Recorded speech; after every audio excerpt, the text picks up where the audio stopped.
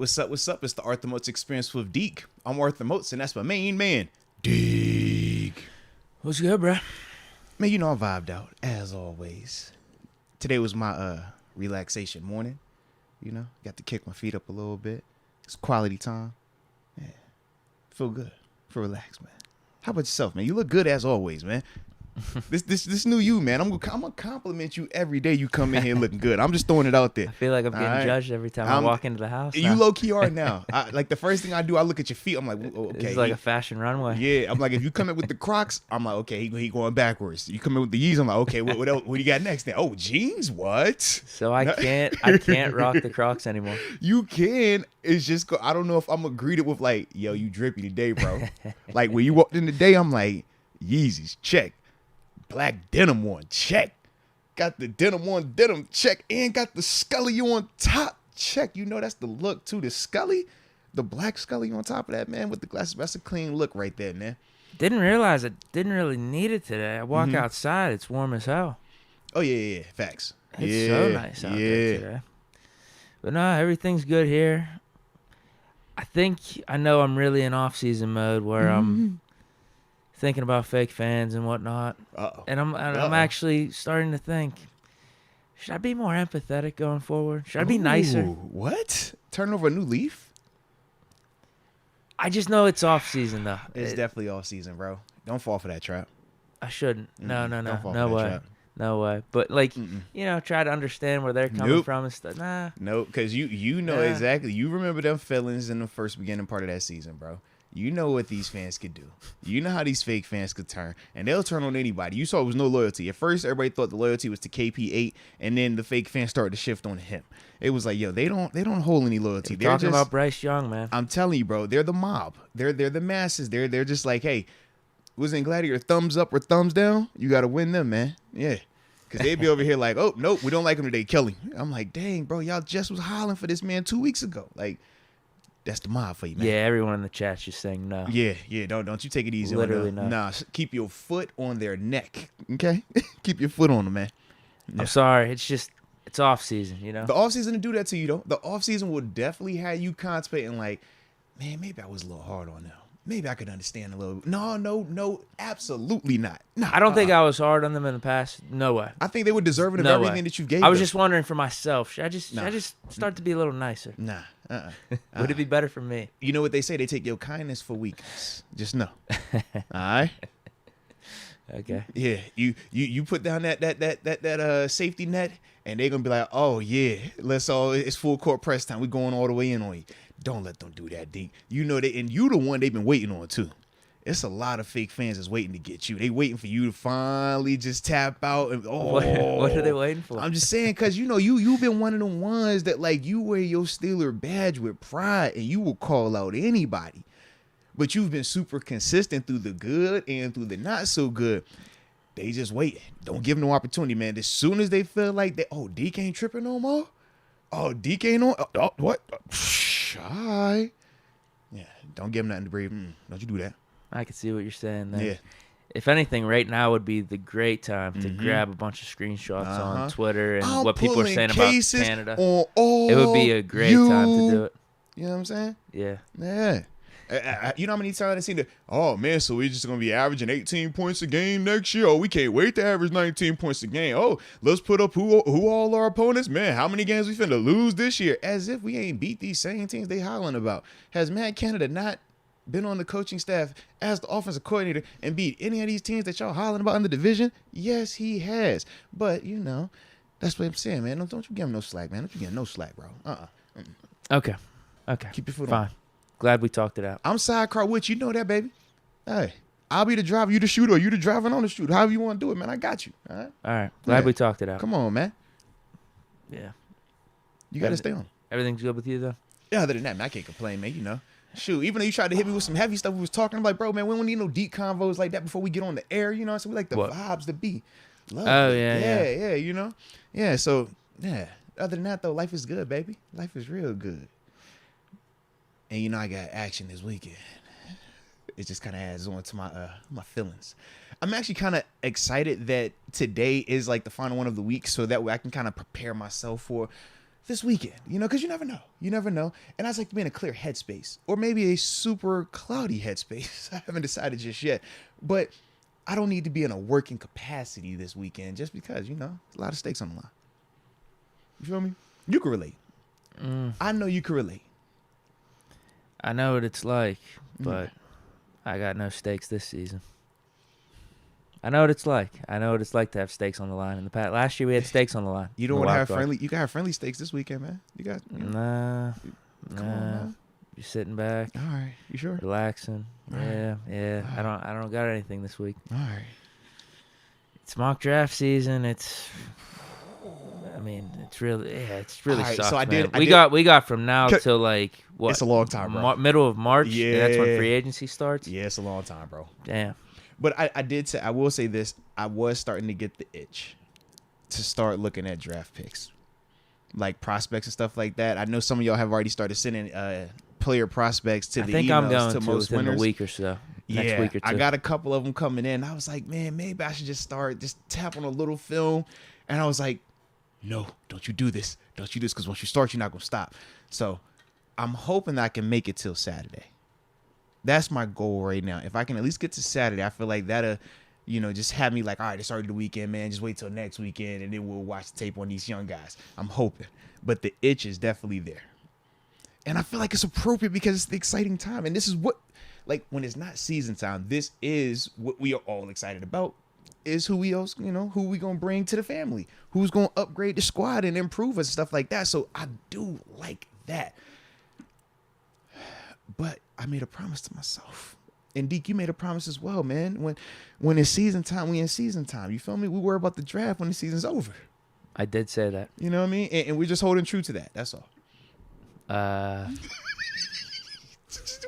Just roll with it. We're just holding true to that. All right? We're just going to hold true. It's only a couple more weeks, Deke. Ain't nothing longer than that. It's a couple more weeks, man. I just feel like you're exposing yourself right now. I don't know what you're... I'm holding true to that, too. Season's as over, well. and now I got to start thinking about the draft. The reason I say technically the season isn't over because, like, maybe Coach Tomlin hasn't officially ended the season yet. Maybe he's like, because it's personal reasons, right? Maybe he's looking around like, all right, we see some other teams making moves, firing coordinators and stuff like that. Maybe his season isn't all the way over just yet. So I'm just following suit with Coach Tomlin. We got no more games, dude. We don't know that just yet, though. We got no more games. We won't know that just yet. We've never seen them take a team that was eliminated and just plop them into the playoffs. We've never seen that. We never saw COVID either until it happened. We never saw a game played on Wednesday until it happened. All right? That's what I'm saying, man. Anything is possible. We never saw the Browns beat the Steelers at home in the Super Wild Card round of a playoff game until it happened. It was unheard of, far-fetched, and still the most outlandish thing I might have seen. All right? So we just got to keep all options on the table. So the season technically isn't over just yet. Technically. Depends on who you are, I guess. That's all. Mm-hmm. For me, it's over, unfortunately. I've turned into a hater anyways. I'm more so rooting against, like, the Bengals. Like, I'm looking forward to just continuing my disdain for that organization. How about that? That's fair? Yeah, it's by any means necessary, Yeah. It's like I just don't support the Bengals by any means necessary. I see what you're saying. Especially this week, though. Like, especially this week. They got to go, man, because they're going to think that they are the new Pittsburgh Steelers. Oh, we win postseason games regularly, routinely now. No, y'all don't. Y'all not us. So we definitely need them to lose this weekend. I know you can agree with that, right? Someone needs to lose that game. I'd be good with both losing, but... But if we had to pick, at least the black and orange one. Rooting interest, I don't care, but we made our picks yesterday. Yeah. And I said I think the Bengals are going to beat the Bills. But your heart wasn't there. You were speaking out of an emotional state. We're just saying, like, your heart really doesn't want the black and orange team to win. That's all. I don't want either. I'm with you, but if you had to pick somebody to not win specifically, it would be Cincinnati. Enemies. They're both enemies. They're not both enemies. They are not both enemies. Like I said, this is like they're not both enemies, man. Why this do you is do like this? a Bengals Browns. Stop it. They are Bengals not. Ravens type of game. No, it is not. It is totally not. I don't know how you have put Buffalo in that category. In fact, can we start the show? I don't even know why you want to start this like this. Man, we trying to start this show on a nice, positive mode today, and you bringing negative energy already, man. How you bringing that negative energy? We not even 20 minutes into the show today, Deke, and you bringing negative energy, man. Stop it. What would DeMar do? What would DeMar say? Your fellow Helder Pitter. I don't know. I don't know him that personally. But y'all are both alumni. We are. He'd say hell to Pitt. There you go. So do you want a Helder Pitter to be happy or sad? I think it's as simple as that, man. Happy or sad. You want him happy, right? Anywho.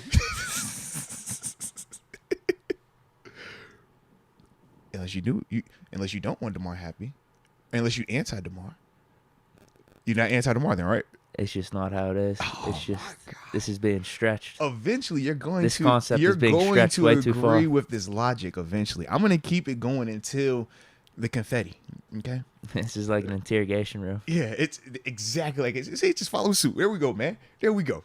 So, with that being said, though, let's start the show like how we always do. Okay, let us know where you're tuning in from, and we'll give those big boy shout outs to start today's show. Let's go. Oh, and hit that like button too on the front end of this thing one time. Richard Arbiza, the 310, Carson, California. Would y'all ever do a P.O. box for the pod? Yeah, there's one. I forgot the address for a second. And he says Deke acting like Bills in our division. That's what I'm saying, bro. They ain't even in our division, bro. You gotta chill, man. Yeah, but it's like, the Patriots. It is totally not like that. The Patriots had like reason for us to not like them. What has Buffalo ever done to us? Bills have emerged as a new out of division rival. Oh my gosh! Only because you keep saying that, man. Nobody is putting them in that category. Man, where is this thing? I used to have this thing right on my phone. Tell how often I be going over there, huh? I'll say a few more shout outs while you're looking for that. Rodney Klein, 724 Beaver Falls, PA. Alex Mathis, the 704, Charlotte, North Carolina, baby. Let's go. The Soviet Bear, the 330, Canton, Ohio. John Easton, San Diego, the 619. I like it. Michael Marar, he's putting everyone from Iowa on his back. He says, I'm here representing everyone from Iowa. Well, shout out to you holding it down for everybody in Iowa then, baby. Let's get it. Germ, 824, from the 540. You already know. Robert Geddes, the 330. Bro, I'm gonna find this. I'm gonna find this thing eventually, bro. You just keep going. I'm gonna find it eventually. Beyond John, tuning in from the 863, home of the Pouncey brothers. What's good, Deke and Moats? Oh, you're Polk County boy. Okay, little Lakeland in the building. Todd Skowski, 520, Tucson, Arizona, representing. DJ Holmes, 319, Waterloo, Iowa. What's good, my guys? I've got it. I have got it. I had to make sure I ain't dropped Deke's address because I was going to tell everybody Deke's actual address as the P.O. box, and I don't think he would have been excited about that. So I have the address again. It is 1597 Washington Pike, Suite A 38-106, Bridgeville, PA 15017, and I'll even include it in the chat for the chat folk as well. All right, I feel good now. I did my good deed for the day. I remembered it. I found it. All is right in the world. Zenon Bowie says, Moats, can we get a shout out to all the truckers out there? Hey, let's go, man. Churchley, you know what it is, man. CHS in the building. Brown. My pop still teach there, man. My pop teach there. My sister teach there. I got mad love for the Churchland truckers, baby. Damon Brown, the 478, Macon, Georgia in the building. Shout out, Trina. We're good with what we got. Let's not talk about hiring all these fired coaches. Uh-oh. He said, I ain't got time for y'all today. That's what he said. I think we're pretty much locked in. I don't know, We got the news about Canada. I don't know, man. They keep dropping new people, man. I don't think we're firing Terrell Austin. Greg Roman just, hey, man. Oh, unless he's talking about not bringing anyone in some type of an assistant role or an additional role. Yeah, or Leftwich. I wouldn't mind. I mean, TG brought it up. I wouldn't mind Leftwich as hit him with a title, passing man. game coordinator, QB coach. Or well, we already got our QB coach in Sullivan. Yeah. And Pickett likes him, I think. Yeah. Would it be overkill to have an offensive coordinator, quarterbacks coach, and a passing game coordinator? It seems like a lot. I feel like it'd be like Flores last year in a way. Okay. Just having an extra set of eyes out there. And Leftwich obviously is qualified. Yeah, without a doubt. Yeah, I guess I just wasn't familiar because, like I said, I was always a defensive dude, right? So I think on, like, defense, like, how we collab, and it's like, all right, we could all have concepts, but it's like, all right, you focus on the DBs, I'm going to focus on the LBs, you focus on the D-line. With offensive concepts, I'm like, man, how do those philosophies like intertwine and work like that? If you got a guy who's like, yeah, I want to run that ball, be physical. I got a guy that wants to pass this rock over here. Everybody wants to do what they want to do with their quarterback. I don't know. That's what made me think of it. I'm like, man, it's just a lot of heads deciding what to do with that position. Whereas on defense, because you don't have like a central person that, you know, dictates everything like a quarterback, I just think it's a little bit more free flowing, easier to operate and coexist like that, so to speak. And if we lose Flores, could we bring in an additional guy to replace him in his role? But I'm with what he's saying. I think we're good with what we got no matter what. Hopefully Flores sticks around. Hopefully. Yeah. I'm with you, man. Yep. Leah Warren says, send Deke's address for tomorrow, of course. Oh, see, it's for tomorrow, man. It's for tomorrow. Anything we do going forward this season is for tomorrow, man. So if his address got leaked in the community, it's like, yo, it's for tomorrow. Just #3. Whatever y'all send, whatever y'all do, if y'all arrive, just #3. Just tell him that and it's all good. I'll say a few more here. Hey, bro, what do you think would happen if somebody pulled up to your crib like that, bro? It'd be strange. I'm here for Deke. It'd be strange. We're fans of Deke. I wouldn't know what to make of it. It'd be really strange. One side of me is like, would you open the door? Oh, hell no. One side of me, it's like, you'd be cool about it, right? Yeah. It's like, hey, you showed up, you support me. Obviously, you're like a super fan. It's like, it'd be cool. But then it's also weird. It's partly cool and partly scary as heck from personal experience. I'm just going to say even next part level of it is from cool, scary, the it's other part weird. is scary. Next level from weird, it's a little scary. You don't know what this dude's going to do. Yeah. Or who it is. It's been Could be like a dope. A couple times it's dope. And you're like, oh, man, like, y'all really rock with me. Then you're like, bro, if you're willing to do this to find where I live, what else are you willing to do to show how much you really care, man? Like, I've seen Misery, okay? I'm scared of that movie, baby. That wasn't cool. Super fans are cool until they're not cool, man. But yeah, Deke loves super fans, all right? Just remember that. Anybody that's trying to pull up, Deke is your guy, all right? Deke is super cool, like always down to earth. Me, I get surprised. Don't surprise me. I don't want to be surprised. Deke loves surprises, though. Let's tailgate in front of Deke's house. LOL. Damon Brown. I'll say a couple more. And then if you want any, I'll pass it off to you. Nick Y says, what's up? 918. Sagen. Let's go. You know what's funny now? What I'm starting to realize in the chat. So we get two type of check-ins. We get the first check-in where they're dropping like where they're from. But then there's always this other check-in that's going on where they're talking about what they are researching with. I actually like those check-ins as well, man. I really, really do. It's a pretty good concept. It is a good concept, man. It is, man. But let me tap in real quick, man. I got a couple of folk over here. I don't know if you heard the homie Jacob Malacio just yet, but he's the 919 North Carolina in the house as always, and you know he is galaxy surfing, traveling, doing what he's supposed to do. Mr. Research and A-Side Bo, I see you with the Girl Scout cookies and that wild thing. Holla at the gelato one time for the ball. Okay, then after that, let's see who else we got. Lifted Ones tuning in from the Sac Town. And he said he's in from Whole Foods Produce Department. # clocked in. Hey, man, make that money. Don't let it make you, baby. But, hey, at least we can give you some entertainment while you on that clock, baby. So, shout out to you. Let's see. Who else we got tapping in this here thing? Jar Devil tuning in from the 310 San Pedro, California. And I can't forget the homie Calculated Snipe.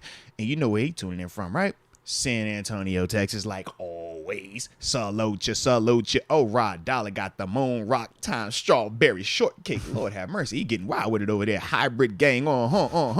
Tidal Green tuning in from the 814 PA. And he's at work like always. I love the consistency, baby. I love that. Make that money, baby, but also enjoy yourself while doing it. All right. And I will end it with the homie Shay Z tuning in from the 209 Modesto, California in the house. Let's go.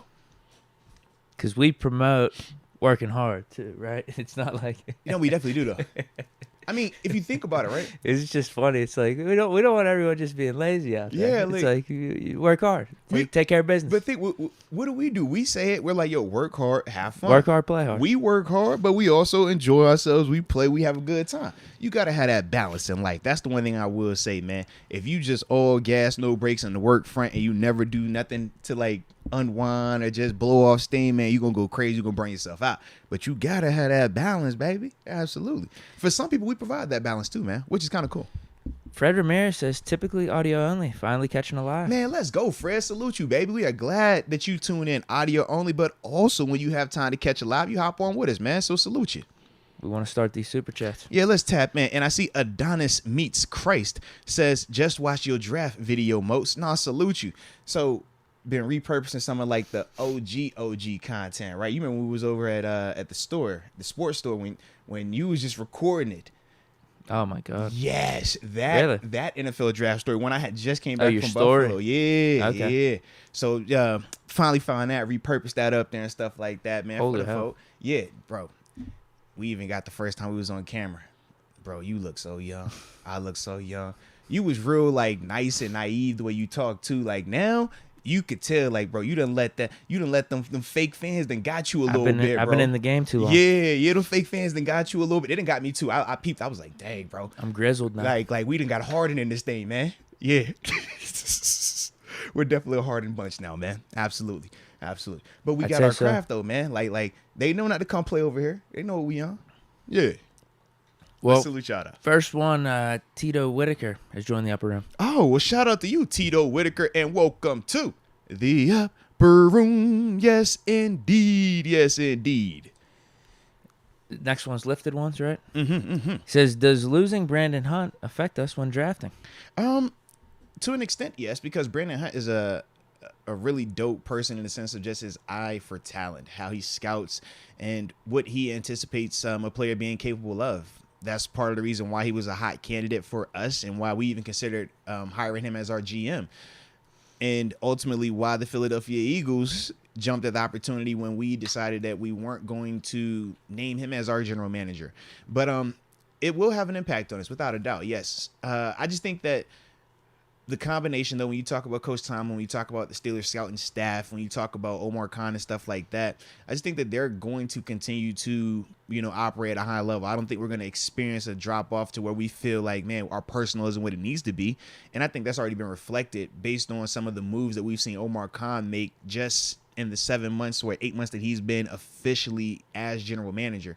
So I don't anticipate that changing. I think that we'll still be fine, but Brandon Hunt, man, he's a heck of a dude, man. So, yeah, anytime you lose a guy like that from your team, you're going to feel it. But I just think that we still have a solid core around us that's going to still keep us in place when we're talking about drafting or even in free agency as well. Right. We made a little trade-off. The Eagles got Brandon Hunt. We got their assistant general manager over here in Weidel. Mm-hmm. I don't know who we got in the scouting department, but he is also one we of the got Khan and Weidel. We got a good front office. Like, Andy's the football guy. Khan's the number guy. When we were talking about potentially promoting both Omar Khan and Brandon Hunt, it was because of that concept. Brandon Hunt, the football guy, Omar Khan, the numbers guy. So you essentially got that exact same thing, but you're at least getting a guy that I would say had more experience in the position than Andy. This is Weidel. I think that's what he said, right? Yeah, Weidel. I don't know. Weidel. I call him Andy. Yeah, I think he's from here. Yes, he is. Yeah, but in that concept, it's just like you got a guy that was already used to doing that type of stuff, whereas with Brandon Hunt, we said that was going to be a promotion for him and ultimately seeing would he be capable of it, and we felt that he would, and I still feel strongly about that. But I think at the end it all worked out for both parties. I don't think Philadelphia is tripping on the fact that they lost Andy but they got Brandon Hunt, and obviously we don't feel like we're tripping by the fact that we promoted Omar Khan and then brought in Andy to essentially be his number two. So because at the time it was like, who's going to get this general manager job if we do in-house between Omar Khan and Brandon Hunt, because they came up at the same time. Yep. So whoever doesn't get it, we all thought it was gone. Yep. They're probably going to go somewhere else, because I don't know if their ceiling's going to be as high if they stick around here, just because of the timing with how Khan and Hunt came up at the same time and everything. So he moved on, and I think it was a good move for him. And then somehow we were able to get Weidel from the Eagles. I don't know how, but, hey, I think he's a really good guy to have in the house. And he was part of these Eagles rebuildings ever since that Super Bowl. He was, though. Yeah. And you look what the roster is like over there right now. And that was one of the reasons we why can get something similar here. And that was one of the reasons why we even got excited once we found out a little bit more about him coming over to us. It's like, all right, man, this dude has had some experience. He's done some positive things in terms of just turning over that roster and being a part of a championship organization. So that definitely is a benefit for us, man. So yeah, once again, like I said, I don't think either party is going to be, sad or second guessing. We're all right. We'll be all right. Omar Khan's killing it. Absolutely. I did want to say, I did see somebody drop this in the chat. I had to go confirm it real quick, but this is actually I want to give my man credit. Let me find, where did you go? Hold on. I'm going to find you. Give me one. Oh, here we go. Kenneth Moses. Shout out to Kenneth Moses. He said the Falcons interview coach Brian Flores. That is accurate. They did request to interview Brian Flores for their defensive coordinator position. Yes, that is accurate, man. So just another team added to that list now, huh? Yeah. He's probably not coming back. I was going to say, it's a lot of interest. It's getting to it. That's multiple DC spots, one head coach spot so far. How good of a job is Falcons DC? It goes back to the whole Browns thing. Yeah. Could you be setting yourself up for failure in a way, going over to the Falcons? I personally think the Falcons is a better situation than the Browns. I agree with that. Because I think Browns way more dysfunctional, and I think it's also way more pressure because they're trying to keep up with Ravens, Bengals. I don't think Atlanta looks at that same, or looks at themselves in the same way that Cleveland does in terms of, hey, I'm trying to catch Carolina, I'm trying to catch them, I'm trying to catch them. I don't think they look at it like that. I think that they feel good that they can compete with them because even this year, think about them switching quarterbacks. They were still one game out of it as well, right around with Carolina and Tampa. So they don't feel too far off. So if you're Flo, you might be saying to yourself, man, hey, I can come in here and fix some things defensively. Their personnel sucked. It did.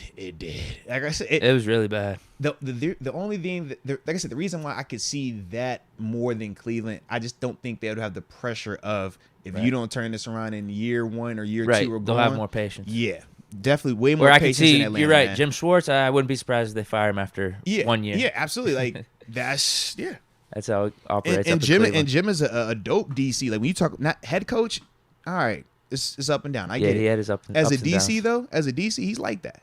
Like multiple spots, he's like that, man. So that's definitely something though that is definitely something that could happen though with him though, man. Because over there they don't have a lot of patience. They don't have the luxury of it either though. So, yep. Fish Momentum. Deke Moats, how are you? Need another live with TG? Let's go. Now we gonna work on something, man. We're gonna have to get something popping, man. Fish Momentum might need to be our salesman or something. I know, man. Yeah. Can we pull up at your job and we gonna host from your GMC, right? Yeah, what's up? Yeah, we can host it right there, bro. We'll get some man. protein powders Absolutely, or something man. on the table. Deke had a taco meat show, and I do the show like I don't know, with like one of them old school like lifting tank tops. You know, the old like tight joints. Like maybe I'll do some bicep curls. Something, man.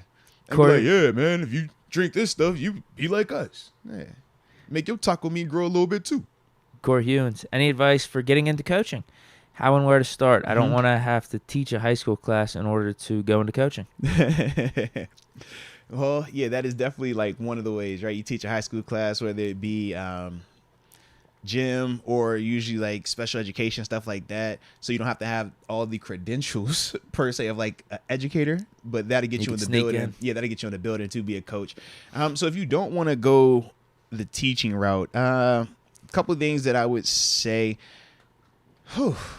Number one, if you know somebody that's already in coaching, that's always a huge asset, because a lot of the times with coaches is, who do you know? Can I pick up a phone and call the guy? If not that way, then try to find any coaching clinics, coaching summits, coaching workshops. Those are all big networking events. They usually host these things year round in all different types of cities and stuff like that, man. Just try to find something related to coaching or something that can just get you around anybody at that level, whether it's the high school level, it's the collegiate level. It's going to be harder to just walk into the professional level. But that would kind of be like my thought process, man. Just try to get in any of those doors where it's any of those meetings. And just Googling online, man, you'll be able to find different coaching seminars, coaching events, coaching workshops, anything like that, man. Yeah, just tap in. G-Man39. Moats, I know you like inside linebackers. Could we get David Long? Pair him next to Jack, and he's cheaper than, say, Tremaine Edmunds. We need another stud inside linebacker. Who the hell is that? Let's pull him up. I have no clue who that is. Let's pull him up. Not the corner. No, not looking for him. I'm assuming he's either going to be a free agent this year or... Oh, he's talking about from Tennessee. Rookie. Okay, from Tennessee. I don't know anything about him, to be honest. Like I said, I haven't watched a ton of tape on him. Let's see what it says, though, in the write-up, man. The Titans ask a lot of their off-ball linebackers, and Long can do it all. Okay. With his 13 tackles for loss and no gains, long plays, a downhill, attacking brand of football that helps to blow up a lot of plays. But man, I should just pull up a highlight of him real quick. You got a highlight tape up? I don't. Oh, I'm about to say, man. I'm pulling up his Pro Football Reference. Let's pull up a footage real quick, man. You know we ain't tripping. You know we got time. So he had 86 tackles this year. 75 in 2021. Okay. Well, and the 86 only happened in 12 games. Maybe I should know more about him. Pull him up.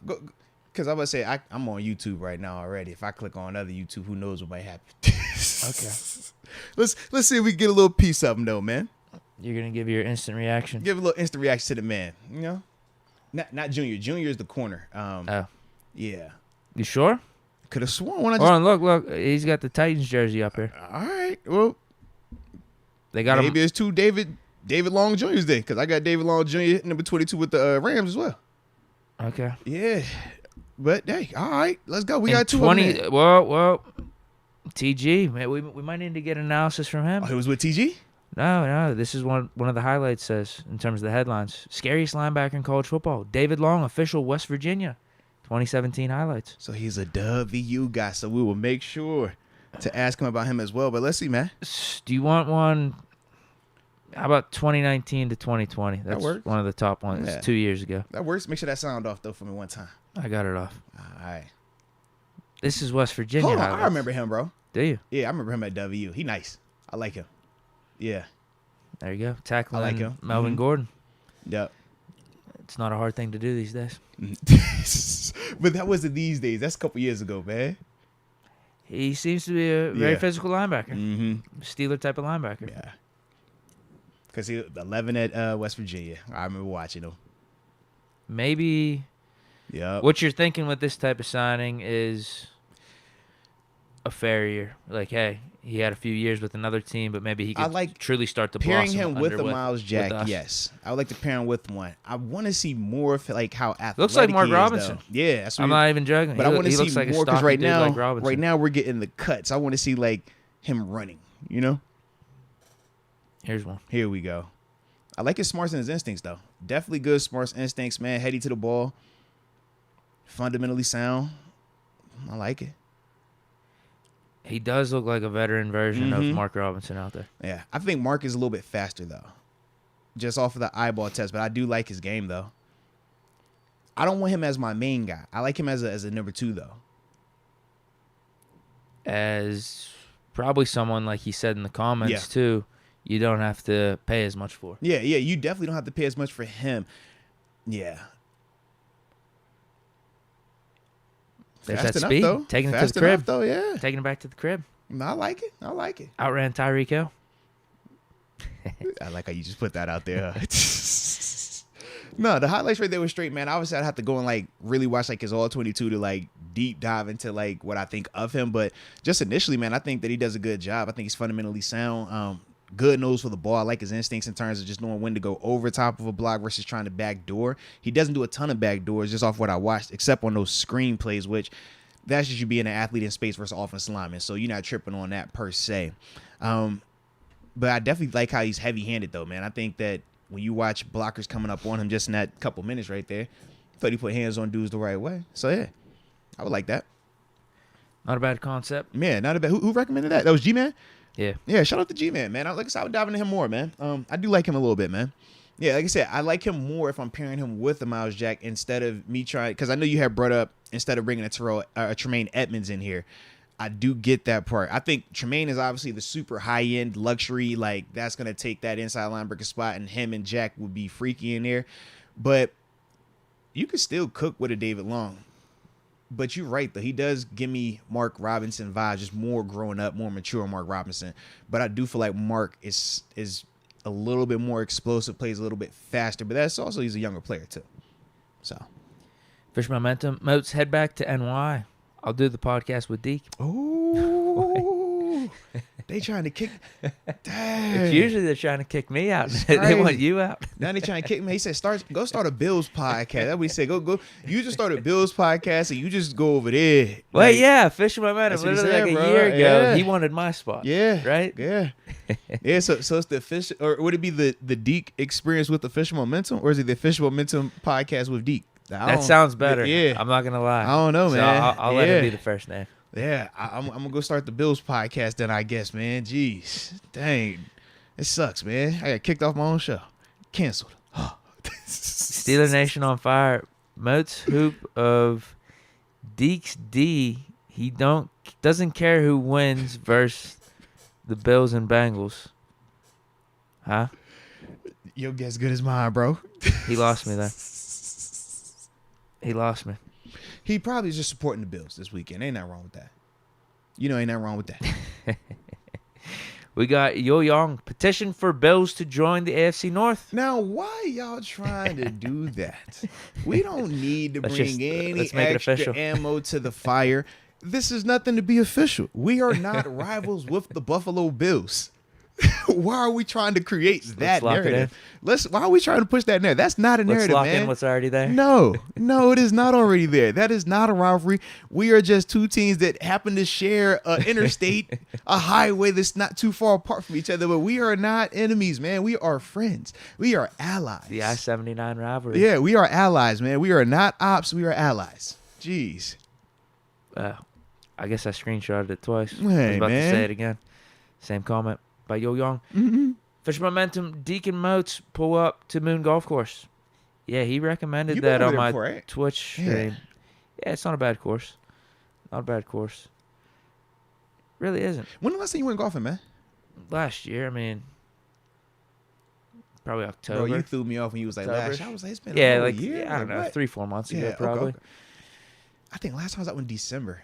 I caught one of them like random, like slightly nice days. You know we had. Yeah. Fish Momentum. I got the itch though, man. I miss it. Well, Get he back was out saying there, on man. the Twitch stream that he thinks you would smoke him right now, actually. You and G. Oh no. He said his game's all over the place. Yeah. I don't want to put my money on that one. Actually, that would be a good matchup. I won't put my Fish money on that Momentum one. versus Moats. Oh yeah. Oh no, just wait. Eventually, it's gonna get to the point where we just start, randomly pulling up on people like, "Hey, yo, all right, Rod, Dolly, you be talking? Come see me on the golf course, front nine. What's up?" Eventually, it's gonna get. Oh, to so that. these boxing cards we're talking about, we're just gonna do golf course. We might just turn it to golf course. A little bit more family friendly, a little bit more safer for all parties involved. Oh, yeah. Fish Momentum, Ambition the Kid live, February 10th, 2023. You at heard Rivers, what pull he up. said. Official promotion team too, man. You know what he on. Fish Momentum, bring Leftwich, Dobbs, and AD. That would be a nice little lineup right there, man. Yeah, That'd be a we already quarterback talked about AD. Quarterback controversy though, man. You know how Dobbs, man. Come Dobbs finna push that, man. Yeah, we don't need that here, man. We don't need no quarterback controversy. I would definitely be fine with all three. We talked about the AD Yeah. situation, though. That's not happening. I don't even know if I want that to happen. I But feel Dobbs, like I think he'd be a great backup, and I We think would Leftwich have would be fine for a guy on the coaching staff. I think we would have to do a lot to our roster, bringing in an AD. I don't know if I want to do all that. I to think our we have a roster, good thing bro. going. I agree. Is he exciting? Yes. Is he proven? Yes. Is he all world? Yes. But it's like, do we need it? No. No, we don't need that, man. We're just bored. It's the off season. For some, yeah. I get it, man. I do. Fish Momentum also says, my twin brother, Michael Myers, wants to meet y'all. Is his name really Michael? I believe it. That just seems so. It's cool, and kind of yeah, it's Michael Myers. Holler at him on a Friday night. No. Nah, I'm good on that one, bro. Fish Momentum also says, we still need Deke's untitled band. Hashtag Radio Tokyo. What's the name of it again? It's the band. Deke's band. Deke's Band. Yeah. Whatever you want to call it. I mean, we've had Dub Band, with Puff Daddy, but you could have it's Deke's Dub Band. Deke's Band. Yeah, whatever you guys want to call it. What's your colorway? Do y'all got team colors?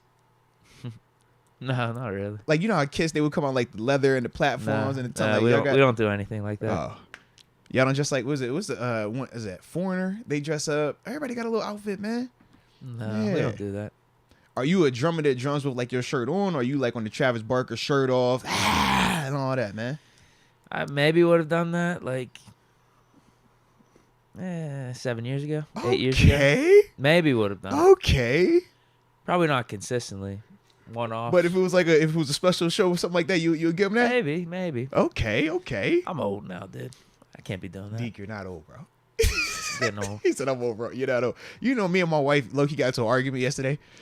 She tried to say that I was late 30s. She didn't want that, bro. She was you got to hit the mid-30s first. Bro, what? Right? We had a whole conversation. She was like, yeah, man, you know. You're 34, right? She was like, especially you getting up, you late 30s. I'm like, whoa. Wait a minute. What are you? Are you 34? I'm 34. I'm early 30s. So you're saying I'm early 30s. 35 is mid 30s. 36 is mid 30s. Okay. 37 is mid. 38 is late. 39 is late. And then 40 is 40. Oh, I'm okay. still Okay. early. I'm not to the It's mid. probably debatable on if you want to man. say 34, 35 is the start of mid-30s. Yeah, but I'm and 30. then 37 is probably debatable. Is that late or Is that mid? later mid? Yeah. To me, 37 is that, all right, you're turning the page a little bit, just a little bit now. But at 34, no. You got time at 34, bro. Early 30s. Early. Fish momentum. Hey, Nick, watch out to them 88 babies. Y'all know what it is, man. Y'all know what time we on, man. Let's go. Fish momentum says meet and greet with Moats, Deke, TG, and Ambition. Oh, well, we got the whole squad out. We might as well got to bring out Damon and Leah and Trina and Rod Dollar and let's think who else. Probably Big Noriega too. Spice it up a little bit. Jacob Alessio. Oh, God. Throw him in there. Donald Copeland. The King Hurt. Shout out to my wifey Alexis on her new job. Hey, let's She's go. officially my sugar mama. So I'm going to bless her with some meat for dinner. Bro.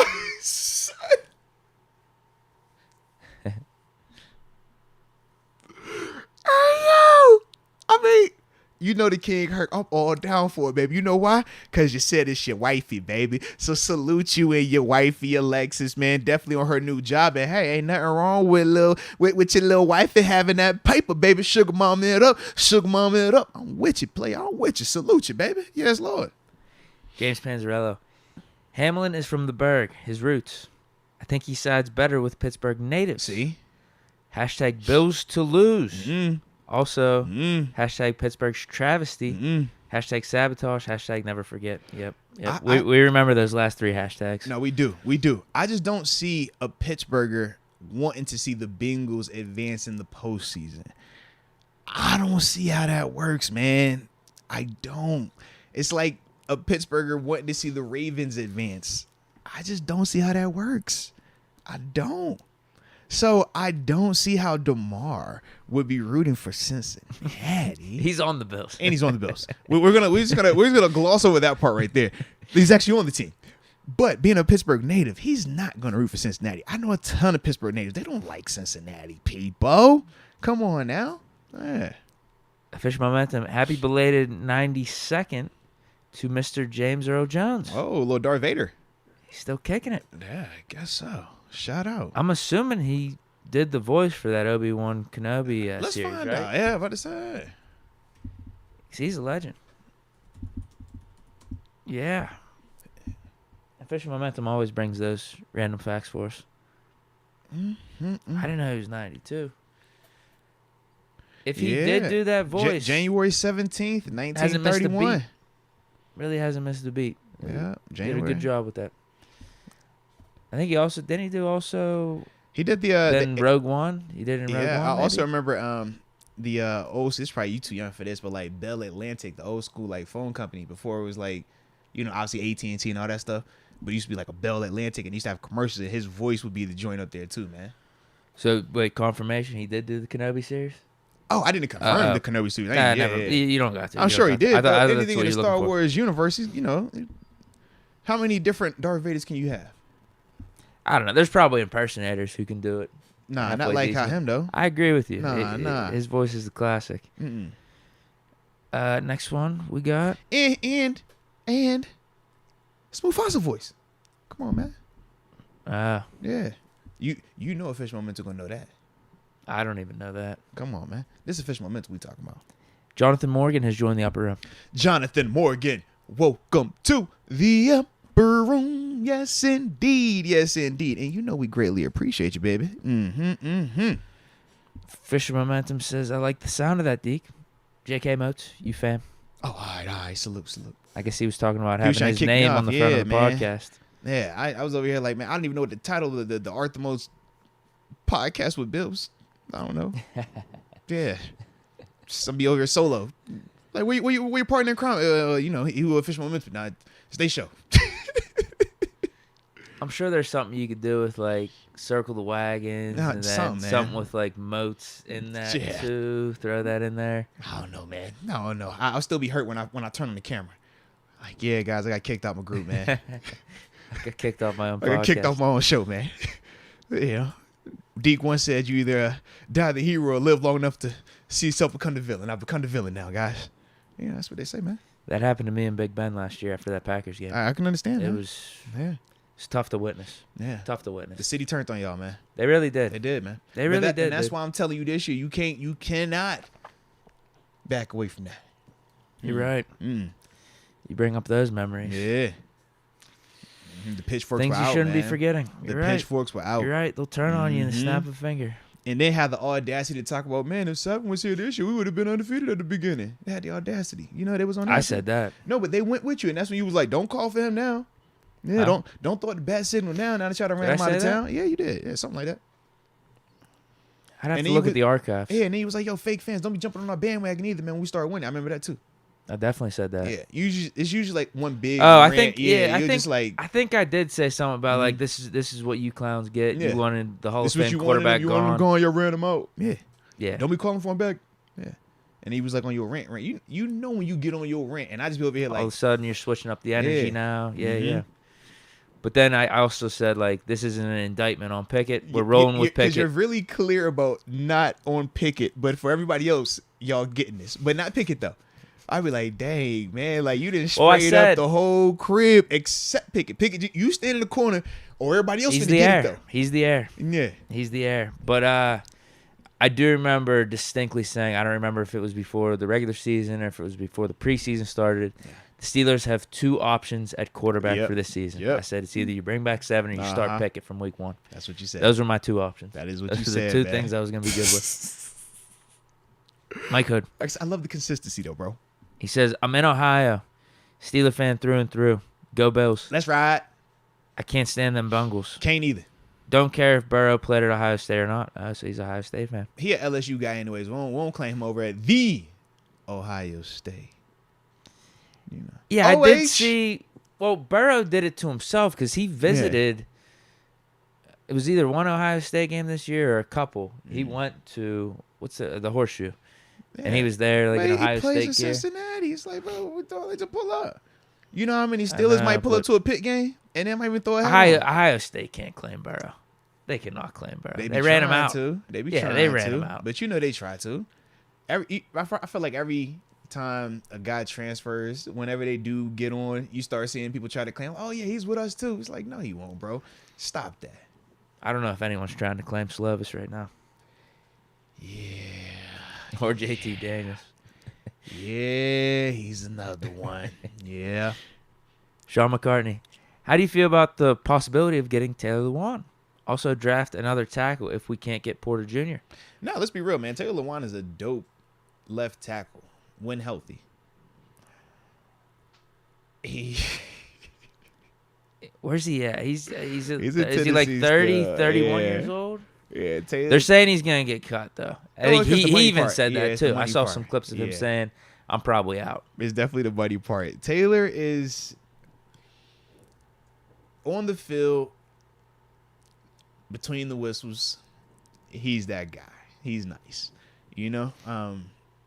Obviously, when those whistles are not blown or the whistles have been blown, sometimes he does the extras and you know, everybody's going to have their feelings about him that way. But in terms of just him on the roster, left tackle for us, would he be an upgrade over Dan Moore? Absolutely. I mean, he's a Pro Bowl, all-pro caliber guy when healthy. He can face all them unicorns out there. He can run block. He can pass block. He can pull. You know, he has that leadership capability. He has that edginess that you want from your offensive lineman. He checks all those boxes off, but he is going to cost. That's the other part of this. Would he be cheaper than what he is coming off of contract-wise? Absolutely, because he's older. He's been injured a lot now, you know, so that dynamic does change. But, yeah, he's still going to cost. So, I like him, but that's going to cost. Yeah. I'm trying to look up what Spot Rack has for projected market value right now. So, yeah, this is why he's going to get cut. Going to cost, $14 million cap hit, 0 dead cap. He's going to cost, bro. Yeah. He's going to be 32.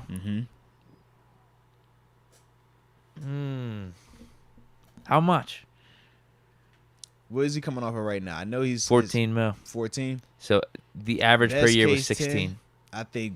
Bro, you say he was averaging 16. Yeah, he's a double-digit guy. Like, to me, I'm personally saying I think he still goes out and gets 14, worst case somewhere. Wow. I personally think. But who knows? Maybe you can get him Team's for 10. got to be cognizant about those injuries, though. That's the part. That's the iffy part with him. If you're concerned injuries, then it might be 12. Maybe even 10. There's no way it's a 2-year deal, too. I don't it's probably see, only a 1-year deal, but I don't see anything less than double digits because of who he is. When he's healthy, bro, he's a top tier left tackle in this league. Like, he's like that. Whether I'm watching him on tape, I done played against him multiple times. He like that. Like, he for real, yeah.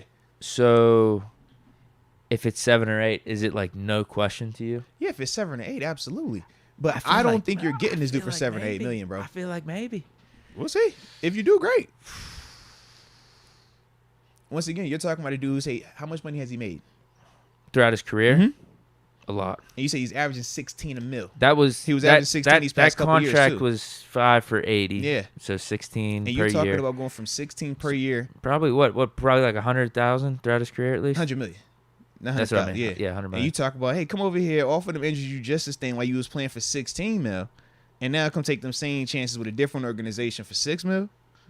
We got that chance at a ring, though. What they saying him in Tennessee? We got that chance at a ring? It's the same concept. No, they can't say that anymore. Why can't they? No. No way. I'm just saying. No.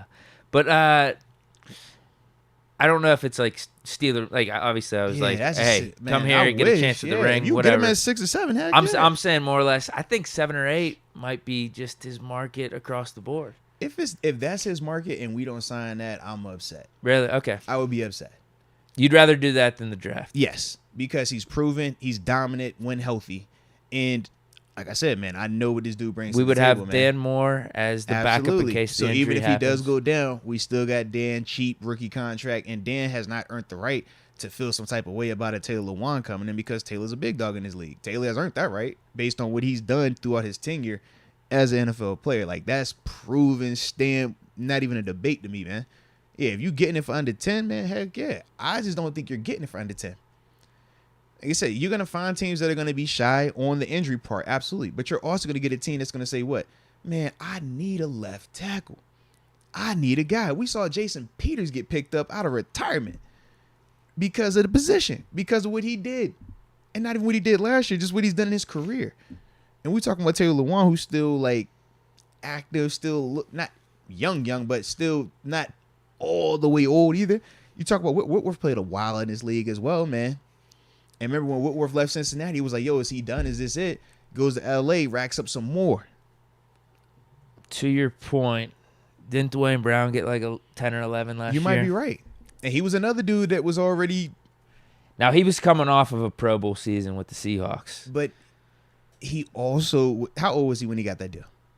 So last year... Should have been, what, 33? No, older than that. I was about to say, because he's been in this league for a minute too, bro. Yeah. 37. 37, okay. 36 in 2021 with Seattle. He had a Pro Bowl. Yeah. Yeah, played pretty good. Villanueva, his last year coming off of Pittsburgh. Didn't he get like 7 or 8? Nice deal. And we didn't even think so that's probably the range. Season, bro. Could it be 7 or 8 to like 11 or 12? That's probably the range we're looking at, though. You cannot try to say Taylor Lewan and Al Villanueva are in the same range. No, I'm with you. Yeah. But Villanueva didn't have those injuries like Lewan. True, but Villanueva has never played to the level of Lewan either. You're right. He did make some Pro Bowls. He had a Pro Bowl, and bro, he made some Pro Bowls. Do we really? We ain't gonna do that. No, dude, Villanueva had a nice peak for us. He did. He was really good. But you're talking about Villanueva to Taylor Lewan. That's all I'm saying. I just think it's very different from a person that has watched both of them, played against both of them multiple times. Very different to me. That's all. That's got to be the range, though, huh? If you can get him at 7 or 8. No, absolutely. I'm saying that's low. That's me. I think hoping if the Steelers can get him for that. To me, I think he's going to be high end, probably 11 or 12 on a 1-year deal. I say 10 to 14. I go there. So probably same vein. Because if he's coming off of 16, you're probably not going to get the exact same deal, but you're still going to be able to get something in that range from one of these hungry teams that need a left tackle. The case for him, why I would like bringing him in. Yeah. 1-year deal. Then we don't have to worry about left tackle for the draft. Very true. Then it could just be like strictly, that opens up the door for Jordan Addison too, maybe. Oh, Lord. That would mean. I like how you spit it back to that too. Actually, I think if we bring him in, we're probably not bringing in another inside linebacker then too. If you bring in Taylor? Yeah. Oh, yeah, because of what he costs. Yeah. It's Taylor, probably extend Highsmith, Sutton. Because if you bring in Taylor, that would be if you were going to pay for a Tremaine then? If you were going to pay for a Tremaine Edmunds. That probably be that same type of deal, same type of range. So in the draft then, you could focus on potentially inside linebacker, depending on how you feel about Robinson, Spillane. Because even if you feel good about Robinson and Spillane, I still would like to bring in just a little bit higher pedigree guy. Because remember, those two guys got opportunities solely based on Devin Bush allowing that. Devin was supposed to be the guy that they wanted as their 4-down guy, the unicorn. So I still think they're going to want to bring in at least another high pedigree guy to get in that mix. But if you're bringing in Taylor, you got a lot more options, though. Then he goes on with this comment. He says, also draft another tackle if we can't get Porter Jr. I don't know if that makes sense. Yeah. I think it's an either-or thing. Because I wouldn't want 3 left tackles or... We don't need a guy and for Chooks. Swing, yeah.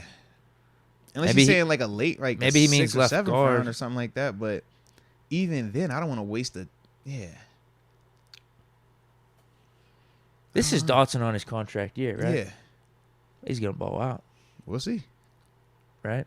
We'll see. Because you remember you've talked about the urgency with Dotson. Maybe you bring in a guy for competition, but you got to think contract year. That's enough motivation right there. Yeah, my other thought is, man, how many years do we got to keep hoping that he's gonna have that switch hit, and when do you just say it ain't gonna flip? He's played fine though. No, I'm with you on that, but I'm saying in the sense of like he's fine enough to be our starter for next year. Yes. But it's just different than what we expected from him. That's all. I know after a rookie year. So you see where we've settled to now. It's like, he's fine enough to be our starter. Yeah. It's very different. Yeah. Michael Payer. Inside linebacker, sign Edmunds. Roll with Spillane Robinson and a later pick. Extend Highsmith, Sutton, Wallace, Edmunds. Smash the like and stay up, guys. Is he cutting Miles Jack in this sequence? I low-key felt like that when I saw him say Edmunds. And then he said roll with Spillane Robinson. Yeah, I think he's saying move on from Miles Jack, save the 8, flip that, use that towards bringing in the Edmunds, and then kind of go with that. And he's saying plus later pick, draft an inside linebacker. Spillane Robinson plus later pick. Extend Highsmith. I wouldn't mind. I'm fine with just bringing back Miles Jack, but sure, if you're getting rid of him, replace him with Tremaine Edmunds. Yeah. And then he's got the crux of what I want of bringing back the base, the Highsmith, Sutton, Wallace. He's already under contract, but then Terrell Edmunds. So that means probably move on then from Kello. Oh, yeah. I think that's a guarantee. Yeah. Fish Momentum. I'm 2 years from the 30 Club. Let's May go. 7th, 29? I don't know. Maybe he said he'll be 29. He'll be 29 and May 7th. I think that's what he said. Yeah. I thought he was trying to say he was born in 1929. I low-key was thinking, I'm like, hold on, this ain't the math ain't mathing, bro. Fish Momentum, Mufasa. Dude, you're close to the 4th, though. I mean, the 5th. May the 5th be with, or excuse me, May the 4th be with you. Excuse me, I'm tripping. May the 4th, like May 4th. That's like a thing, man. True. Yeah. Fish Momentum says Mufasa. Mm-hmm. The Lion King. Mm-hmm. July 5th, 2024. Mufasa. They're making a new Lion King? No, I do not know. I have not checked. They already made that new one. They did. Like, what was it, 5 years ago or something? Yeah. That was sick. I actually saw that. But that was actually, it was still like a Lion King movie, though. This, I think, he might be saying, like, a story, like a movie focused on Mufasa's, like, character. Ah. Yeah, because we actually don't have a movie surrounding Mufasa. Everything is always about Simba or just, like, the dynamic of the family. Yeah. Gotcha. Yeah. Well, that was the last super chat right now. All righty. Deke, guess what we're going to do today? Guess what we finally going to do today, man? We're going to talk about the Steelers' unrestricted free agents. We've been teasing this now for how many days? Multiple. We finally here. And it's time. It's time. So hit that like button one time on the front of this thing and let's get this thing rolling.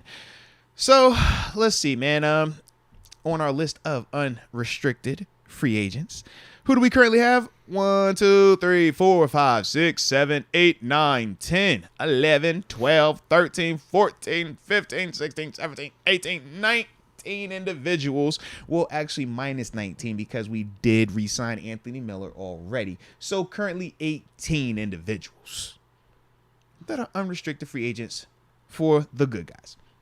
And I'll name the names real quick, and after that, we'll just talk about each of them one at a time and kind of play like that. All right? Sure. First one, we got Larry Ogunjobi. Then after that, we obviously got Devin Bush, Cameron Sutton, Derek Watt, the touchdown maker, Mason Rudolph, Tyson Alualu, Chris Wormley, Miles Boykin, Marcus Allen, Robert Spillane, Malik Reed, Jesse Davis, forgot about him low-key, Terrell Edmunds, Benny Snell, Zach Gentry, Trent Scott, DeMonte Casey, and WU's finest, Carl Joseph.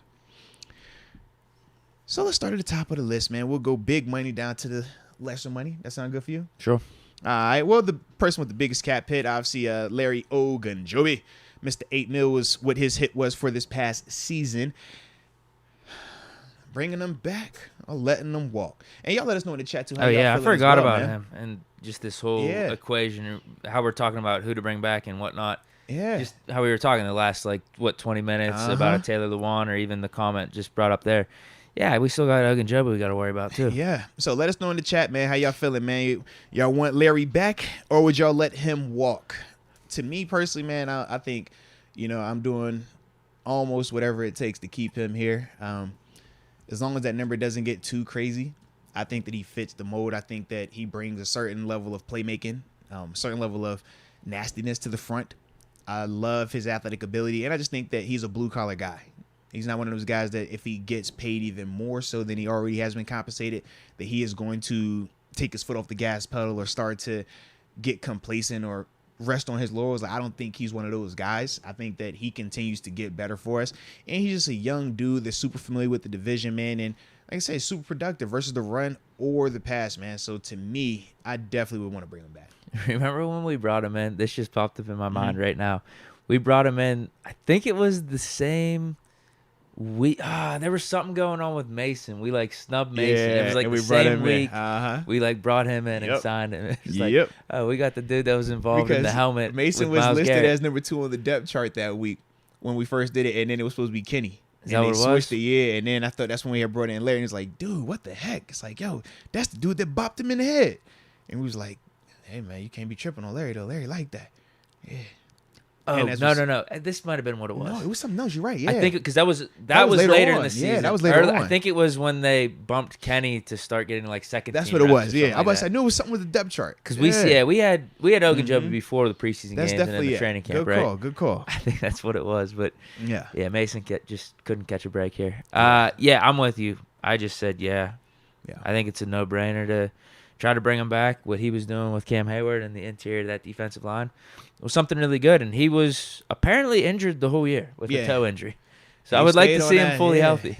And we knew coming in, he was coming off of an injury. That was why he didn't already have the mega deal. So, like I said, that was not Here's even what's 100% intriguing healthy. to me. What do you think he's going to get?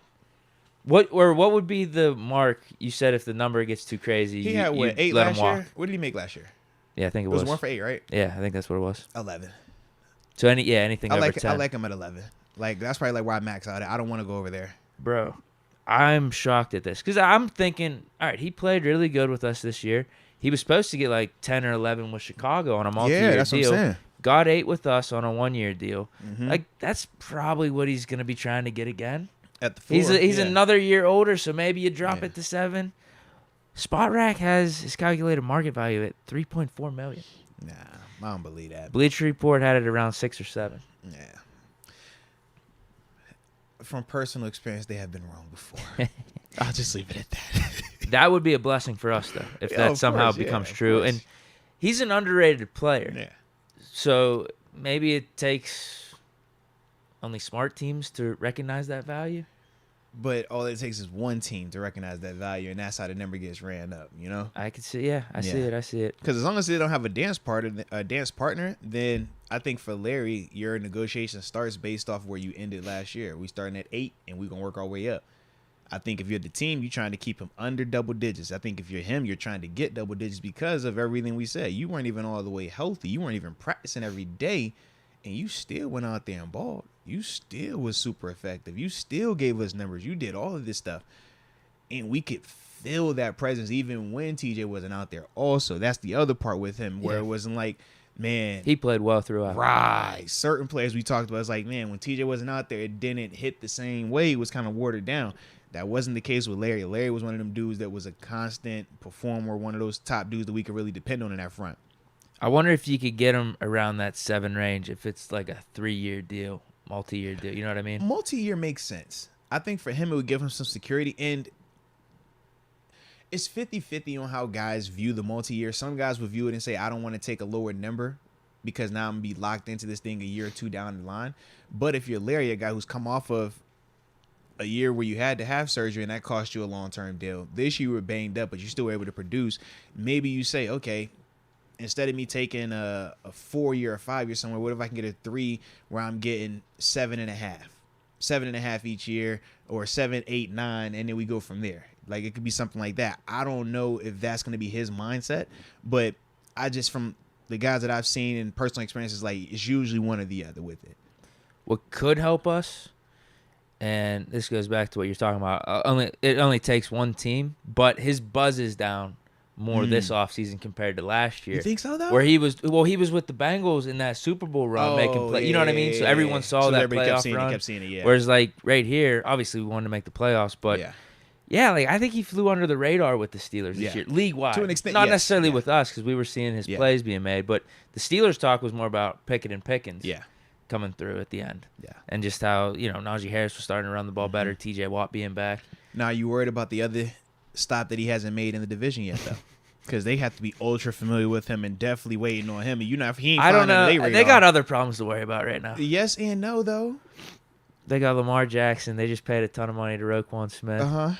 Patrick Queen's got to be coming up here soon on a contract. So they got other. They over here like, hey man, Khaled's about to get up out of here though. So what's up? It could happen. It could happen. If you're Ogunjobi, are you looking to do that though? He probably gonna come to Buffalo, pairing with Ed Oliver. You know how that go. Are you looking to do that? All 4 teams in the AFC North? Hey man, just pass it around, man. Don't you want to find one spot? It's like your home, settle down. Sometimes you just want to be like a tumbleweed. You just want to just keep roaming and drifting, man. Home is where you lay your head at, you know? Who's next? All right, well, hold on. Let's see what the chat said, man. All right, well, we got a ton of people saying bring him back. All right, I see Q, Rashawn, John Easton, bring him back. Nick Wise said it. Oh, this is like whopping right here. Micah Hemp says Larry mother effing O. Okay. Oh, yeah. Everybody on board with him coming back then. Okay. Man, they want the poll out, but my problem is this. Because there's a lot of different names up here. How many polls we putting in? You feel me? Yeah, this is probably the best way to go about it. Just say yes or no whenever we bring a name up. Yeah. Because I was saying, that's a lot of polls, man. That's a lot of polls we're going to put in. And I don't know if y'all can sustain all that, all right? You got to have stamina with all that poll action. But anywho, you ready for the next name? Yeah. The next big Why you don't be smirking over there, Deke, man. You going to make it weird in here, man. Don't make it weird. Don't make it weird, man. All right, so the next guy that was the next highest up on that list in terms of cap hit was Devin Bush. $6 million was what he cost on the cap this past season. And, drop in the chat, man. Want him back? Yes or no? And let us know. This is a tough one, man. Obviously, high pedigree dude, first round draft pick here. We declined his option. Up and down tenure here in Pittsburgh, man. You know how it go. Up and down. Promising early on. Injured. The recovery. Too soon, not soon. Desire, who knows. And then this past season started out really good. I still think he played well. It was just to the point where the team wanted to start going in a different direction. It happens. If they see the same thing for too long and they don't like what they're seeing, they go in a different direction. I just think in this scenario, man, it's probably best for both parties to split different direction. Because I do think for Devin, man, maybe a place where it's not as intense in terms of how we view the Steelers, in terms of Steelers football. Like, very similar when we talk Chase Claypool. Sometimes change of scenery is just better, where it's a little bit lesser on you, is lesser on the expectations for you. And that could help him, just revitalize his situation, man, and get back on to, I'm sure where he would like to have been career-wise. But that's kind of how I feel about Devin, man. I would definitely say change the scenery, man. You see his tweets during the Jaguars game? I did not. I've heard, though, he said something along the lines of like he wants a former player as his coach. He didn't say once. He just threw that statement out there, playing for a former NFL player, and then just threw a little thought emoji next to it. Yeah. Just so happened the Jaguars were playing. Yeah. Doug Peterson's head coach. Said, used to play in the NFL. It's if you're sending the signal to Jacksonville, cool. His dad played in the NFL. Yeah, if you're sending the signal to Jacksonville, it's cool, but you're also cutting off a lot of these other organizations that don't have a coach that play in the NFL. That's all the parts you got to remember. And when you're talking Jacksonville, Chad Moment did his thing out there. I like Chad, man. Shout out to him. And you still got Devin Lloyd, who was obviously did not play as much this year, but he's another ultra athletic guy that would be very similar to this Devin going down there, be the athlete type of player. You know what I mean? He should be thinking about Detroit. That's what I'm thinking. Dan Campbell. Yeah. Go back to Michigan. And it's a low profile place, man. Go low profile. Do they run the 4-3 as well? Because we talked, or TG's brought it up. I think you might have talked about it too. He's definitely a 4-3 dude, though. Yeah, better fit for him, maybe. Yeah, any 4-3 spot. I'm even thinking. I know New York is a big media market, but I'm like Giants, like bro. Yeah, their linebackers suck. Yeah, because I'm like in New York with the Jets, you still got CJ over there, like Dable. He didn't play in the NFL. Yeah, that's what I'm saying. I'm like, bro, when you say that statement, I'm like, bro, he was thinking about it. You cutting some people off like that. He didn't say a definitive. I need this to happen. Yeah, like he was pondering it. If I can get him in a 4-3, I like it, man. I like him a lot. I'm with you. I think it's just best to move on. I think this linebacker room is going to be a little bit too crowded for Devin Bush, and then it's just almost like, what's the point? If we obviously showed our hand a little bit as the season went on with giving Mark Robinson more snaps. Robert Spillane getting 100% of the snaps. Like, okay, we could bring Devin Bush back on maybe a team friendly deal. Like, only $3 million, but it's just like, what's the point? We could use that $3 million elsewhere. And I also think of the dynamic, and this is something that Vince talked about on the show as well when he said he went from, in terms of why he came back and then did the I'm a play, then he retired at the end. And he said, man, I'm going from being the high-paid guy, being the full-time starter, to now you want me to take less and come back and compete with a dude. And then if it flips out and then y'all put me back out there, now I'm doing the exact same role but for less, I could see Devin feeling the same way. Devin has been a starter here. Now you talk about Devin come back, take less, and compete with a Mark Robinson and a Robert Spillane. No slight to them, but if you're a first-round draft pick, you feel some type of way when they put an undrafteds in front of you or late-round draft picks in front of you. Maybe not. With him, you're right. Maybe not. It's good he got some time. You're right. He got some reps. You're right. Typically, that's how it's viewed, but you're right. With him, it might be different. Hence the reason why I said maybe a change of scenery is best, man. But let's see what the chat says, man. Oh, all right, Q, you chose violence. He says, heck. No, and he did not say heck, but, I'm family friendly. Rashawn says, nah, juice box, no, unfortunately. Micah Hemp, honestly, yes. Steelers Road Warrior, no. But it don't matter. He's still going to be in the league. His comments, bro. Oh, my Lord. All right, let's see. David Dupree says, no, Steelers Girl 517. I'm torn. So we've had two people so far in support of him. Alex Mathis says, sad I bought his jersey. Yeah, I can understand that. I could definitely understand that, man. Yorkshire T, Bush like a tumbleweed. He moves on. Jonathan Morgan says he doesn't want to come back. Staying clear. I'll always back Bush, but it's time. Best of luck. Hope you find success. Oh my, Big Bad Wolf. This is just asinine. Big Bad Wolf. Oh, He says Devin Bush needs to go, just like Kenny Pickett and Terrell Edmunds. Come on, bro. I don't agree. I got excited too, bro, because I'm reading. I wrote my Alex Cross books.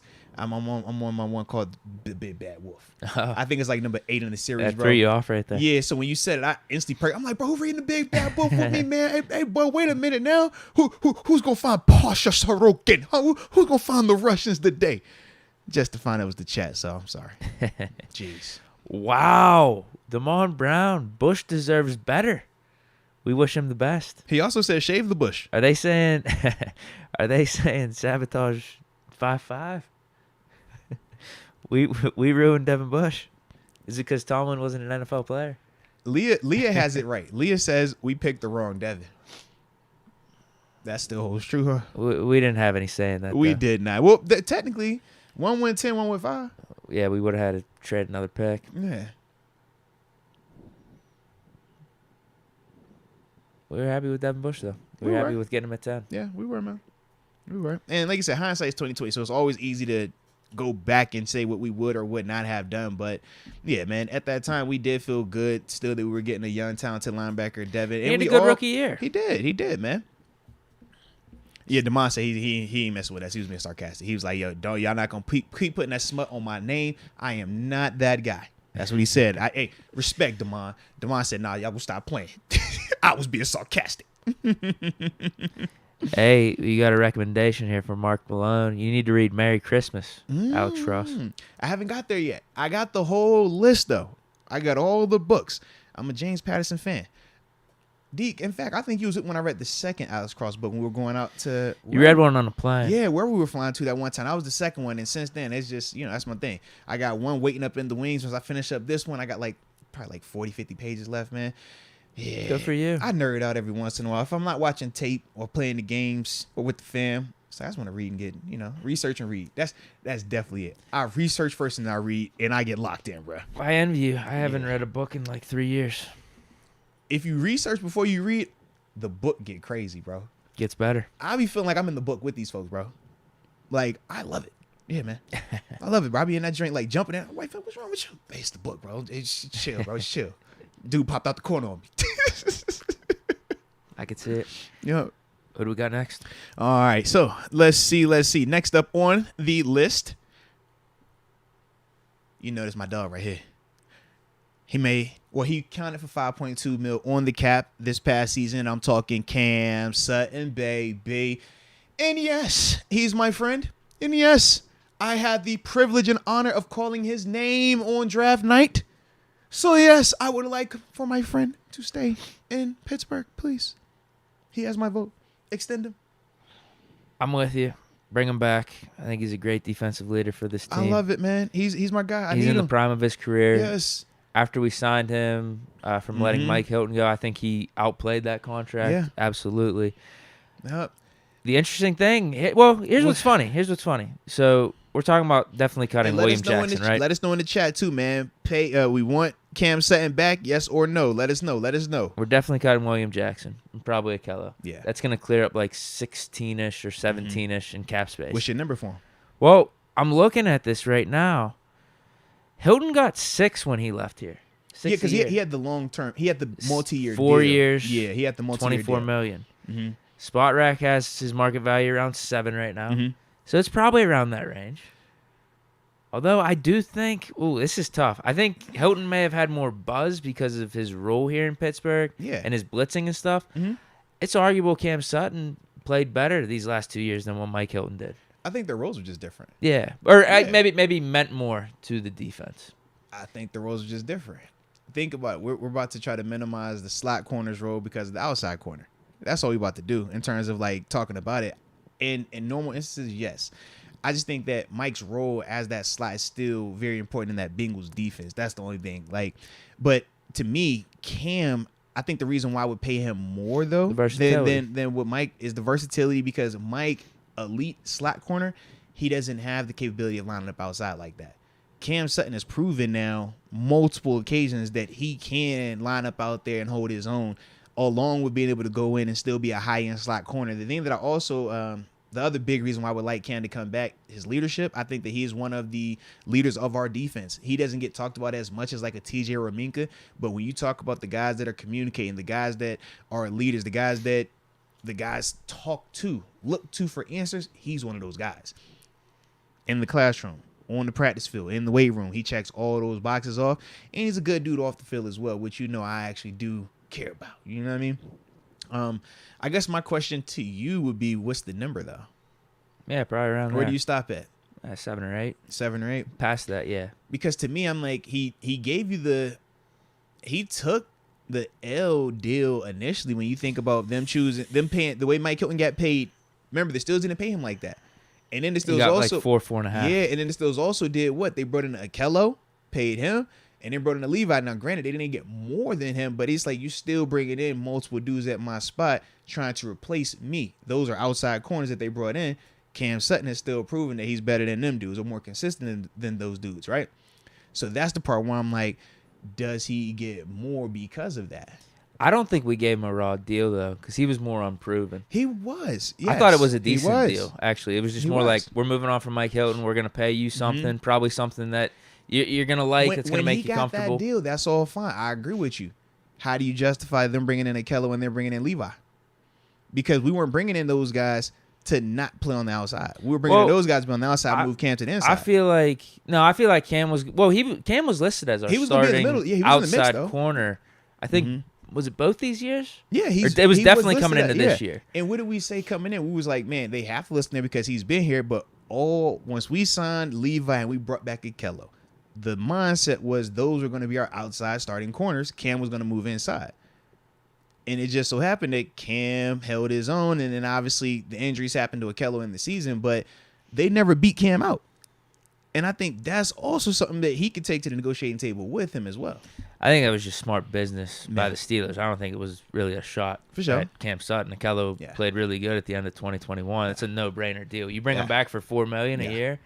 That was crazy. Yeah. And then to get Levi Wallace for $4 million, I was amazed by those deals. Because we thought Akello was maybe going to get around 8. As a fan, that's the right mindset. As a player, I'm like, why you keep bringing people in my position?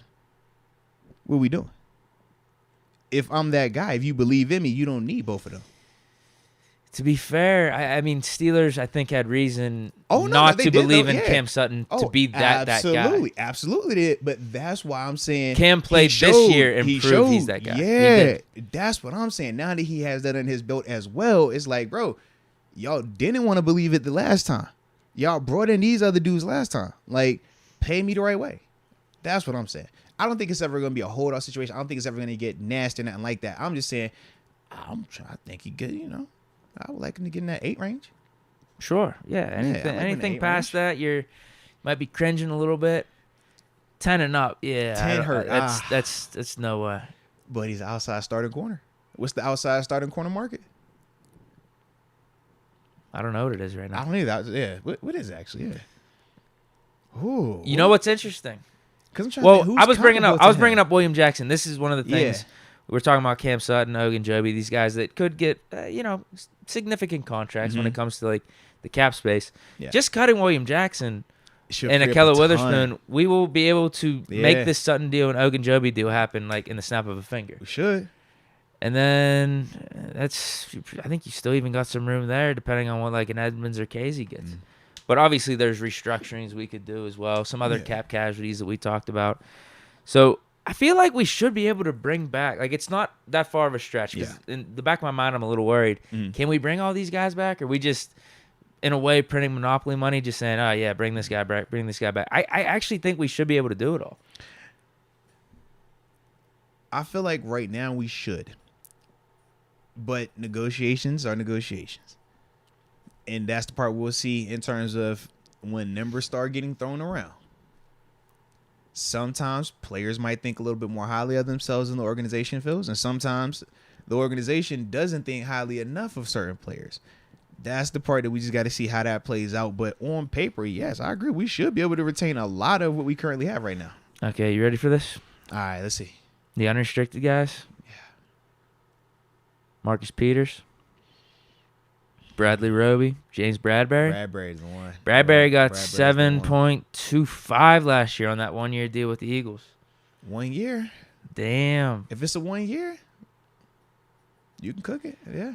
What I'm saying is, I think that helps the case that Cam's probably not getting more than that. Yeah, I would agree. That helps. Because Bradbury even had the name and good productivity Yes. going in to that signing with the Eagles until only get 7. Mm-hmm. Now, he probably earned himself more Yeah. after I played last year. But he's 29. Jonathan Jones up in New England. Mm-hmm. Anthony Brown, Dallas. You familiar with him at all? Are any of these dudes on multi-years, though? Are all those ones? Because I'm trying to see if anyone's on a multi-year, what was their per-year average? Right. Oh, they have. They have him here. But yeah, they had Jones at a 7, Brown at 5. But you're right. Let me see what Brown was getting. He was 3 years, 15.5. See, I don't see Cam taking a deal like that. That was back in 2020. Yeah. But listen, I mean, we're like only 4. I'm going from. But that's the top of the list. I'm looking. Yeah. Yeah, this is like the top 4 or 5 guys so in terms of what they were getting paid. We should be good. Marcus Peters was the most. He's not in the class where you're going to be paying him 12, 14, 15. He's not in that class.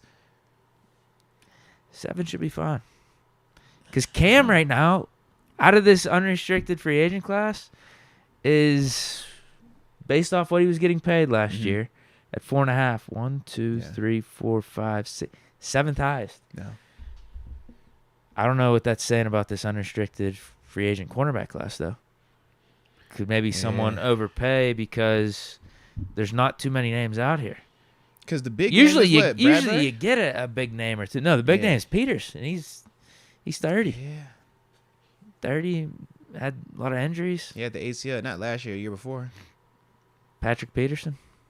Yeah, but he 4 mil. Eli Apple. He's a lot older though. Artie Burns.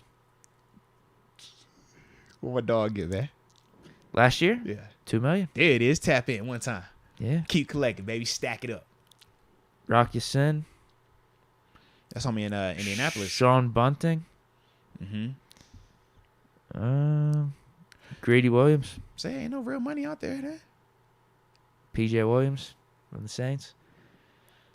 Mike Hughes, Detroit. I like it. All right, let's see what the people said, though. All right, let's see what they said. All right, Mike Sirignano says, Sutton is our only good cornerback. Rodney Klein, keep Cam, only solid corner we have. Mm-hmm. What about Levi? Yeah, I know. I was like, Levi has some picks and everything, man. But, the play in and play out basis, that get a little iffy. It was just that Bills game was bad for him this year. Really, that was just that. He was fine, but he got a pick. But he had some bad moments. Yeah, he had some pretty bad moments. Yeah, yep. All right, let's see. Dennis McHugh says Cam got to get paid. Ooh, Eric Walker said this when we brought up Mike Hilton. He says Mike Hilton is an all-pro slot corner. I agree. He says I would prefer Hilton, but Cam is cool. How would you feel about that? Obviously, we can't right now. Yeah, we can't go back in time and change it, but I want Cam back. That's what I'm saying. Like I would take Cam back. I like that versatility. I'm with you. All righty. I feel like he's one of the leaders on defense right now too. No, he definitely where is. he's at the stage in his career. Like he's how do I want to put it? That I can't say role like he's played better than a role player. He's just not going to get the recognition of a Minka or a TJ Watt or Cam Hayward. But he's really important. He's just a really good piece to this defense. He's a starter on this defense, man. Yeah. He's not a star on the defense. He's a starter though. Great way That's to what put you it. need. I'd say a high-end starter. Yeah. High-end starter. Yeah. I would agree. I don't know the right phrasing to make of it, but like Ryan Clark in those defenses of old. He ended up making a Pro Bowl, but I think that was a lot due to that defense was so good. You know how it is. When your team's really good, Everybody you got a good that. record. Yeah, they give you a starter up there. Oh yeah, we all going. He made one Pro Bowl, but he's never going to be Troy. But he played his role. He played his role awesome. He was a really good player for us, leader. So I feel like Cam Sutton's that type of guy for us. Yeah, No, I agree, man. I agree. And like I said, it looks like the chat is rocking with him, but that was the only one I had saw where it was like, man, if I could, I would have rather had Hilton. So I was like, let me just ask you. All right. Next up on the list, Mr. Touchdown Maker, Mr. 4.713 mils, what he was on the cap for last season. Talking about Mr. Fullback Derek Watt. If the number is low, I'm all for Derek returning. Mr. Touchdown Maker, Mr. Short yardage, Matt Canada. He gonna hit you with the dive. I like that, but more importantly, I like what he brings to the special teams element. I like his toughness, and like I said, when he's healthy, he's a good player. And when we actually utilize him, it makes sense to keep him on the roster. And I felt like this past season we did actually utilize him a lot more, and we could see the productivity on offense along with on special teams. So if the number is right, I like him coming back. It also keeps TJ happy, and potentially if JJ does have a change of heart, we at least would have 2 of the 3. So yeah, I think it's a no-brainer. Just bring him back. Try to get him for like $2 million or something like that. Yeah, he's worthwhile to have because whenever we did get him the ball, I only remember positive plays out of Derek Watt. First downs and touchdowns, baby. Drop in the chat if y'all want Derek Watt back one time for the culture. Yeah, bring him back. And then to your point too, it only helps the case for J.J. Watt to come back. If he were to come back, he got that itch again. Obviously, come to the Steelers. Bro, you got both of your brothers. You done checked off everything on your list of 2 things: playing with both of your brothers and winning the Super Bowl. So what's good? You get a chance to do both. I think Derek Watt legitimately earned the spot back too, even if his last name wasn't Watt. I would agree. I feel like I'd be saying the same thing. Yes. You asked me going into I did not feel week that 1 way. this season or the off season, whatever. No way. Yeah, I did not feel that way I felt like he was only on the roster because of TJ. 100% with you. Which was fine too. It was fine. Because we said Keep if that's what it took to get TJ to sign, cool. But I'm with you. But no, last year he definitely earned it. Because I remember I took it even a step further. It was a little bit more personal for me because I had to see one of my guys leave for them to bring in. Yeah, Rosie Derek. was good. Not even Rosie, Tyler. Remember Tyler Matakavich. Him and Derek Watt literally had an identical deal. But it was like Buffalo gave Tyler it because we went and got Derek. And it was like, man, we already got a Derek Watt here. We got a special teams ace. We got this dude here. And then when we weren't using him, it's like, bro, what are we doing? But it is good to see that he did produce and he is very much still capable of being a productive player on offense and on special teams. A lot of yeses. Yeah. Oh. I'm looking for a big no. I would love to see. Change the channel. D Watt with a caps. Oh, yes. Sign Derek and sign JJ, Thomas Riley said. Q saying for 1.5 mil. The Brobarian, D Watt, Mr. 4th and 1. Let's go. He is Mr. 4th and 1. All right, we got our no. Shlubi says get rid of D-Dub. No. Okay. We got to keep our pairs of brothers rolling. No. Chuk Peasy disagrees. He says cut Watt. Oh no, never mind. Well, this is his case though. He says cut Watt, use Hayward. I thought he said cut Connor Hayward. No, we ain't cutting Connor. Cut Watt, use Hayward. No, I mean to an extent, yes. But my thing, put it like this: if we're talking exclusively on offense, Connor, they're different. I just think they're different players, man. Connor is like a flex tight end in terms of how they use him. Derek Watt is a legitimate fullback. Short yardage, battering ram, that type of energy.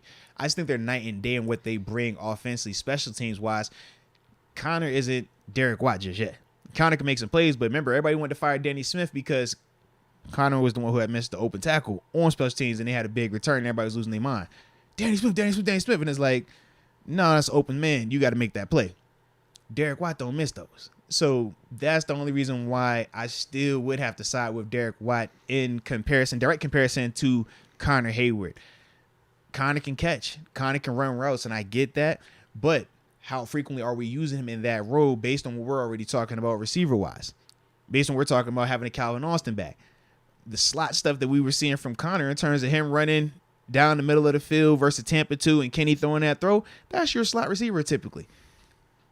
We didn't put most people in there. Put so Pickens there. You know what I mean? So it's like those are some of the questions that you really would have to look into also with whatever decision they decide to make with that. Yeah, you're not giving Connor Hayward a 4th and 1. Not at all. Yeah. At Excuse the me. goal. I was going to say not at all, but yeah, I don't want to do that. Not at the goal line.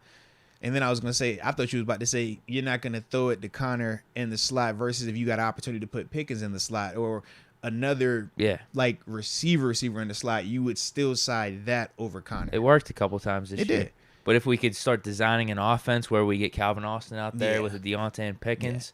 Because I was going to say part of the reason why you could get away with Connor running those slot routes is because you don't expect the vertical from him. His body type, typically, if I'm a D coordinator, I'm not treating that and thinking to myself like, man, I got to worry about a lot of vertical routes out here. But that was a good job by Matt Canada, just trusting that Connor could run the route. That Connor could actually do it and that Kenny could deliver a throw like that.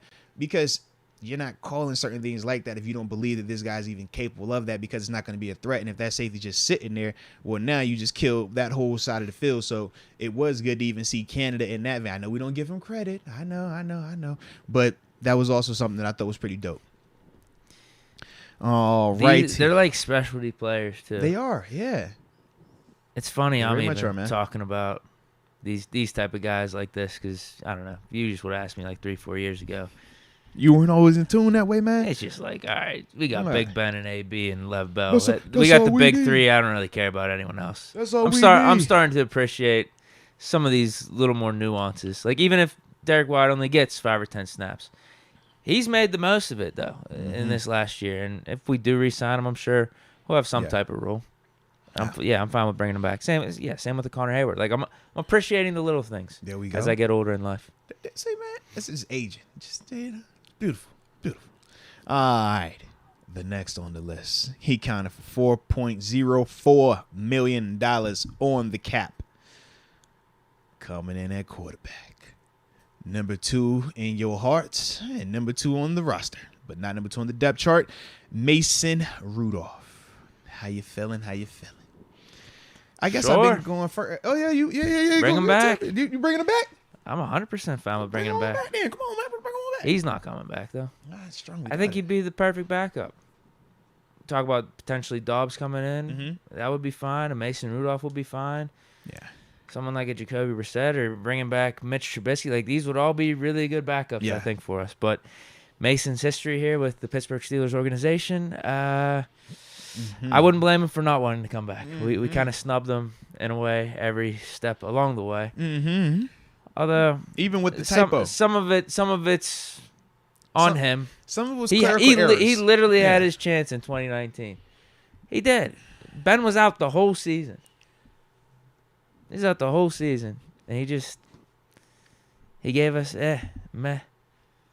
So, yeah, but after that, then drafting Kenny Pickett, bringing in Mitch Trubisky, signing a Haskins, we were finding every way to either make it as hard as possible for Mason to be the heir to Ben Roethlisberger, or we just flat out never wanted him after seeing that 2019 season. I don't even feel like he still got the fair rap in 2019, because to me, I look at the first 4 games and I say, man, we pulled the plug and was like, go duck. And I'm like, man, I think of how Kenny was. No, he was hurt. He got hurt. That was the helmet game. He got hit in the head. Duck had to play in the Chargers game. We went back to Mason. We did. And then from there, we knew the Bengals game super short leash because of what Duck did on the road versus the Chargers. Mason came back, super short leash. We moved on from it. It is what it is. But I just think in the sense of, like, when we talk to Kenny and we say young players, give them time to just figure it out. Give them time to, like, feel confident. And we said with Kenny, he never felt like he was on a short leash. He never felt like he had to look over his shoulder. He never felt Mitch Trubisky type pressure. To me, Mason felt not to the same extent, but I felt like he had no pressure. Big Ben wasn't there. There was pressure because we didn't just roll. Remember, we went and traded for Minka Fitzpatrick and said we about to keep going and winning the Super Bowl. That was the goal. But I don't think that he was ready for that, because obviously he wasn't. That was his first time ever getting an opportunity to play at this level. And we talking about here, we got expectations. We just traded for this dude. We excited. Go out here and make it happen. Like, that's a lot. We ain't turn to Kenny and say, hey, man, we got super aspirations this year right now, man. Go out there and fix everything right now. It was like, yo, we think you can, but he was the savior because of Mitch going out there first. And people felt once Mitch was out there that, hey, man, nah, this is different. You know what I mean? And I think with Mason never got that ability to just fly under the radar or just feel like, yo, I have zero consequences. I can just ball. Like, to me, at least. I don't know if Pickett really flew under the radar, though. I feel like there's a lot of pressure for him. Like, Pickett did things in his rookie season we just never saw from Mason. We just did not see. And we did, but we didn't get a chance to see enough of it. We saw it in the Jets game. But once again, he never had the full opportunities to just keep developing, keep growing, keep learning, and not have to feel like, hey, I've messed up 2 games in a row. I've messed up. Now you pulling me. I don't get another opportunity. That's what I'm speaking of. But, like, we didn't even see – here's my thing with Mason. Mm-hmm. Now, if you want to blame that concussion against the Ravens as maybe a reason why he got a little bit skittish back there, okay, I never felt like he improved as the season went on. Well, I think that's a personal opinion. Pickett, we saw improvement game in and game out. Once again, that's personal perspective. Some people would say they don't feel like they were seeing improvement early on with Kenny. Others would say that they saw monumental improvement. That's all eyes. That's all personal, like how you might feel about a person versus how I might feel about a person. But either way, with all the things that didn't happen, I personally don't think that Mason should come back, man. I think change of scenery is good for him, man. Let's get him a clean slate, man, because I think that he's still talented enough that he should get opportunity to compete somewhere, whether that's as a starter or as a legitimate backup. But it's just hard to stay in the same organization and want to still feel like you have a legitimate chance to be here or you're a part of this family when they keep doing the things that they do. As an outsider, it's a lot easier to look at it from a different perspective. But when you're in there and you're feeling every single year, it's somebody else you bringing in here. It's somebody else you trying to have me compete with. It's somebody else you trying to put in front of me, and I got to survive. I got to last that. You get tired of it eventually. You say, if I'm not appreciated here, let me go somewhere else. And I think for Mason, that's what he needs to do, man. Yeah, he's not coming back. Yeah. I'm fine with him coming back. Yeah. I'm open arms. QB2. Be QB2 the rest of Pickett's tenure. Yeah, see? If I'm Mason, I'm cool on that. All right, let's see what the people said, though, man. Blitzburg Highlight says trade Mason. We don't need to trade him. We don't need no trading. He's unrestricted. Trading. Contract done. Yeah, we either bringing him back or letting him walk. Rodney Klein says, let him go. Let him go. All right.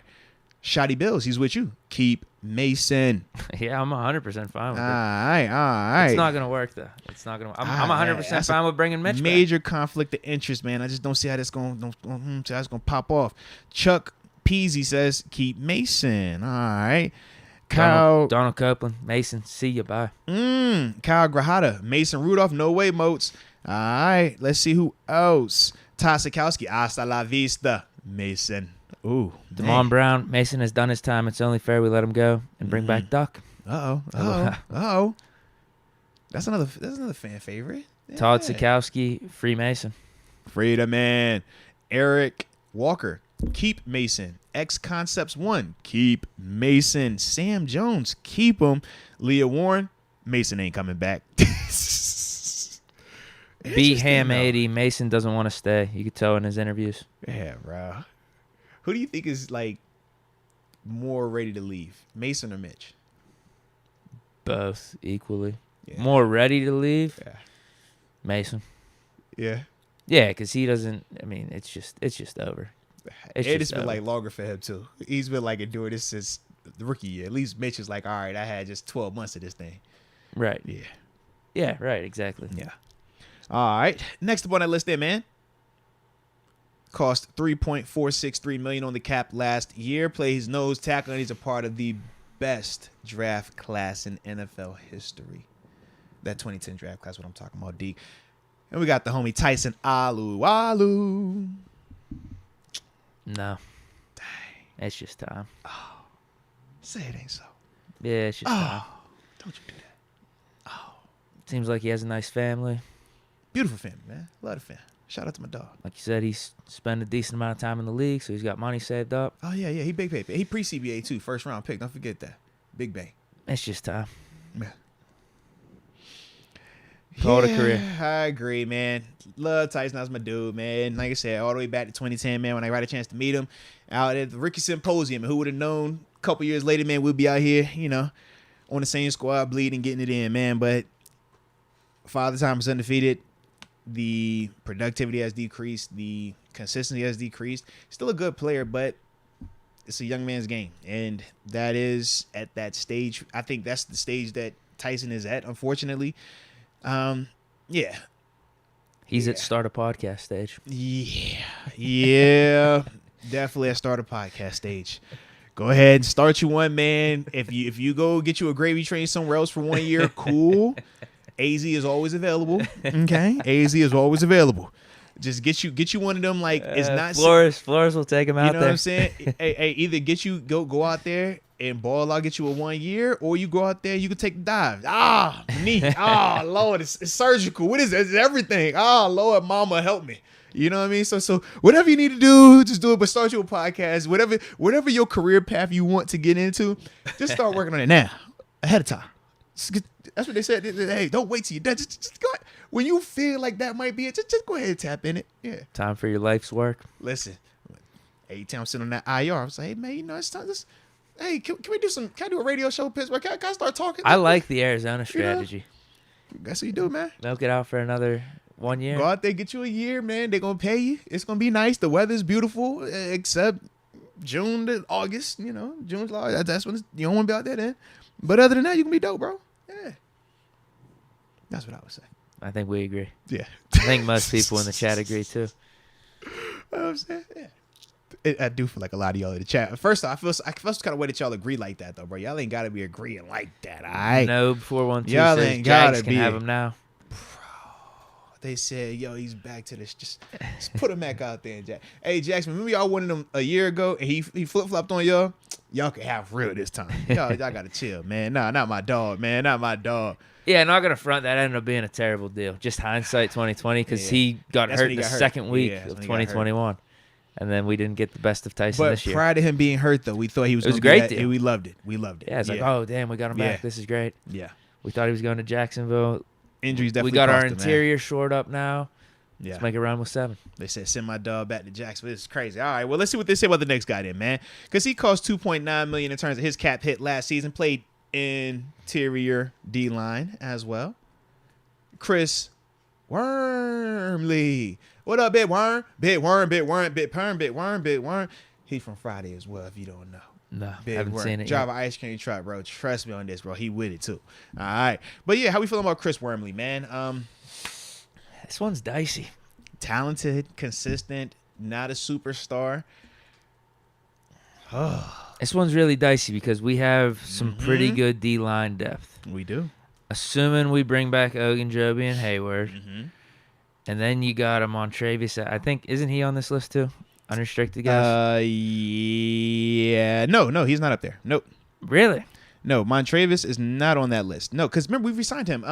Was it a 2-year That was deal? last year, yeah. Last year. Wow. I mean, so yeah, include him in the D-line depth. DeMarvin Leal. Loudermilk. We brought in this Jonathan Marshall dude. Wormley is the most proven depth guy. Okay, I'm about to say, Deke, where you going with this, Deke? Out of all of them. Let's talk about it then, Deke. Let's talk about it, man. Ooh, Let's talk about it, Deke. Come on, as it sits man. right now, I would like to see DeMarvin Leal be either. I don't know what are they gonna do with him? What you mean? In terms of, are they gonna have him be like an edge depth guy too, along with the D line stuff? To me, he's an interior D lineman. He's a D tackle or a 5 technique in this league in our 3-4 defense. But they will continue to moonlight him as a bigger body guy to take on some of these tight ends versus run heavy opponents, especially because we're in the AFC North. So we won't. I don't think that's ever going to stop. Because when we go big nickel, that's the perfect guy for that. I like him out there more than Cam in terms of athletic ability. I think Cam early on was more fundamentally sound, and that's why it made sense. But to me, DeMarvin is the guy. DeMarvin's the guy that you want to be able to use up and down that line. And we'll just see, because he did play more consistent in that vein as well. I don't know what to make of Wormley's market. So this is how I look at it, man. Coming off this injury too, he's getting up there in age. Cause he's ACL, right? No, he did something to his knee, right? I can't even remember. I want to say he did something to his knee. Put him on IR. I could check. Yeah. I'm not seeing anything right now. I'm just typing. Yeah, he's 29. Just torn ACL. Torn ACL. Right? Yeah. Damn. Okay. Yeah, and it was late in the year. It wasn't like November. Probably should have looked at that. I think it was like November or December when he did it, bro. It was late. Yeah, 1 month ago. Yeah. If he was healthy, I would definitely want him back. Yeah, I guess the simple answer is no. I probably should have known that before. Yeah. Getting into this. Yeah, if he's healthy, man, I bring him back because to me, I think that he is one of our, like all the younger players you named, when you talking Montravis, Isaiah, Loudermilk, DeMarvin Leal, and all those other guys, they're all good players. They're all ultra athletic. None of them are as consistent or as fundamentally sound as Chris Wormley.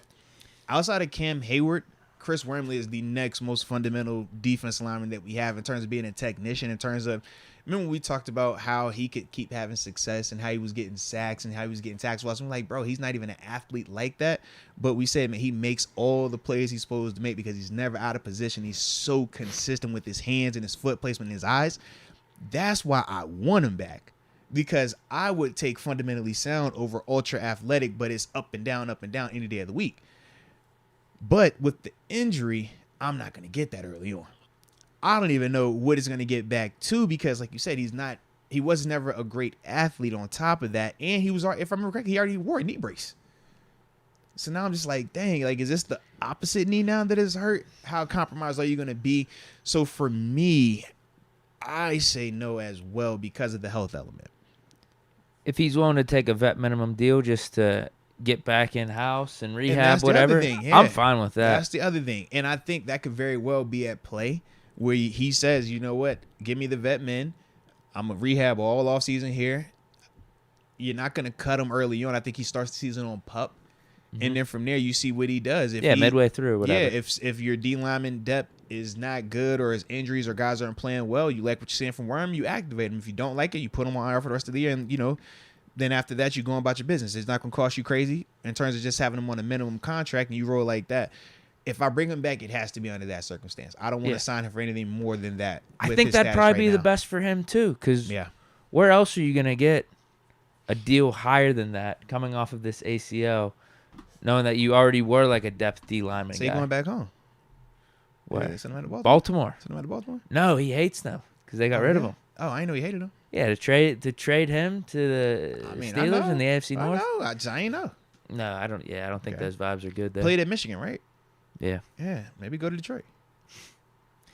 I feel like if you're gonna do the rehab stuff and try to just, I think it's not only better for him potentially this year to stay at a place you're familiar with the Steelers, where a place you had success with too, having that 7-sack season a couple years ago. But also for his long-term career too, I would say. Just get back here, get it right, and then if you don't play or if it's not what you want it to be, you get healthy, and you could go check things out when you're 30. And what I will say, and I don't think he's at retirement stage, but if you are considering it, don't retire while you're injured. Make sure you get under that contract. Stay under that contract while you're hurt. Yeah, get that taken care of first. Then go ahead and announce that retirement. Just, feel like I got to put that out there just in case. And then it would work just from the Steelers standpoint of, okay, you at least have him. Maybe he could come back middle of the year if you are having some D-line troubles. Yeah, I like that approach. All right, let's see who we got next on this. So it's like a yes-no type of thing? Yes, as long as it's on the vet man. Sure, yeah. Everybody has a price. The same way we said we like Sutton, but if they was like, yo, we got him for 12, we like, I don't know if I like him like that. A little too much. That's a little too much. You know what I'm saying?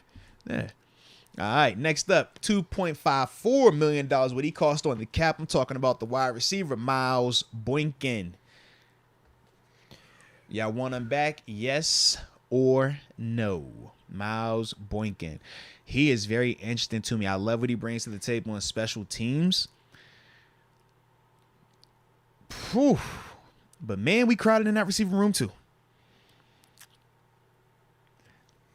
I think I side yes, though, bro. Yeah, if it's one of those things, it doesn't hurt our cap, bro. Vet minimum, whatever it is. I bring him back. I'm fine with it. Yeah. You're right. Makes plays in special teams, and it felt like every time he did get an opportunity on the field. Yeah, man. I remember a lot more preseason stuff than regular season stuff, but he was making plays. And Tyler Vaughn's, absolutely, yeah. He was making plays, and if one of our receivers do go down, I feel like he could step in and give us something decent for a couple games. Yeah. Like I said, I like him. Definitely what he brings to special teams. Be our Hayward Bay. Not as fast Hayward Bay. That's what I thought of. Not as fast, but you stronger, though. I think he has a bigger frame on him, a little bit more physical out there. Right. Can maybe make some better combat catches. Yeah, I bring him back. Once again, man, I think right in the same price range that we just signed him for, nothing crazy. But yeah, what he brings to the special teams element, I think is definitely needed. And as we talked about numerous times with special teams, no one respects it until it starts to do what? Look bad. Now we over here hollering about, yo, what's going on? He's one of the guys that keep our units from looking bad. He's one of the guys that keeps our units from having a lot of explosive returns, especially in the punt return game. What he does as a gunner, I think, is really dope, man. So, yeah, I'm bringing him back. Let's see what the folks say in the chat, though, man. Q says yes. Noob412 says yes. Spice, where your name go, man? I just saw you, man. Where you at, Spice? I just saw you. Dang. Well, there we go. Spice Creation says yes. Q, special teams ace. Let's see. Rod Dallas says, unfortunately, bye-bye, Miles Boykin. Okay. X Concepts, Boykin at minimum, but I like him. NSMC99 says, I don't see a reason to in terms of bringing him back. Okay. Ty Sikowski, special team standout. He says yes. NSMC99. Boykin is just another jet sweep option. I'm good. Limited results on special teams. Oh, man. All right. Fair enough. And Spice Creations, thank you for letting me know. Spice is a woman, not a man. When it was Spice Creations, I thought of like my homie Spice, like Spice Adams, the dude to be the funny sketch and stuff. I was thinking of him. But thank you, Spice Creations, now that I know you are a woman. So, yes, she said that. So, yeah. We got Mark Malone saying, hell yeah, bring him back. It's got to be a vet minimum type of deal. Stan Claire, Boykin was a dog on special teams. Facts, bro. Like, he made a ton of plays out there, bro. Like, he did his thing on special teams, man. It looks like 75 to 80% are saying yes. That's what I was seeing, too. Yeah. But it's all on a cheap contract. Everything costs, man. That's Keep it cheap. We like. I think that's the reason why people would want him back, or why they'd be okay with him. And I was seeing a lot of people, or not a lot of people, but a good amount of people saying that if they had to choose between him versus Gunner, they would definitely want to bring back Miles. Interesting. But I like it. Okay. Yeah, we already have Sims on the roster.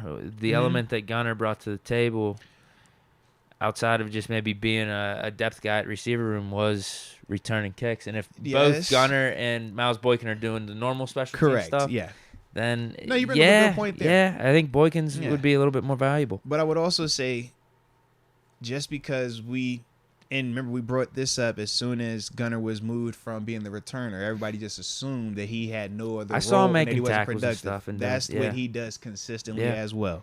So, yes, Miles Boykin is the big name because of what he does, and I know Gunnar Olszewski has the bad credit, so to speak, because of, the ball handling, but he's still one of them dudes that they very much liked it. The only reason he stopped getting touches and stopped playing was because he got hurt. That was it. They were still utilizing him in the jet sweep game. They were still utilizing him in terms of coverage, in terms of him just making plays in the tackling department on special teams, stuff that doesn't always get talked about. He definitely had that element too, so... Alrighty, but the next up on that list, because Gunner's still under contract. But how much is his deal? He did a 2-year, right? 2 for what? It was something I small. don't know. He's not on this list. Yeah, he's something. He's still under contract. He did a 2-year deal, but I think he's. Yeah, it wasn't much. It's nothing crazy. It was like 2 years for $2 million. Yeah, a piece nothing or crazy. Something like that. All right, but next up on the list at $2.54 million for his cap hit, inside linebacker,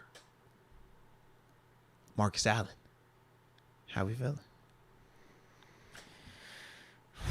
Damn. These contracts are going to add up.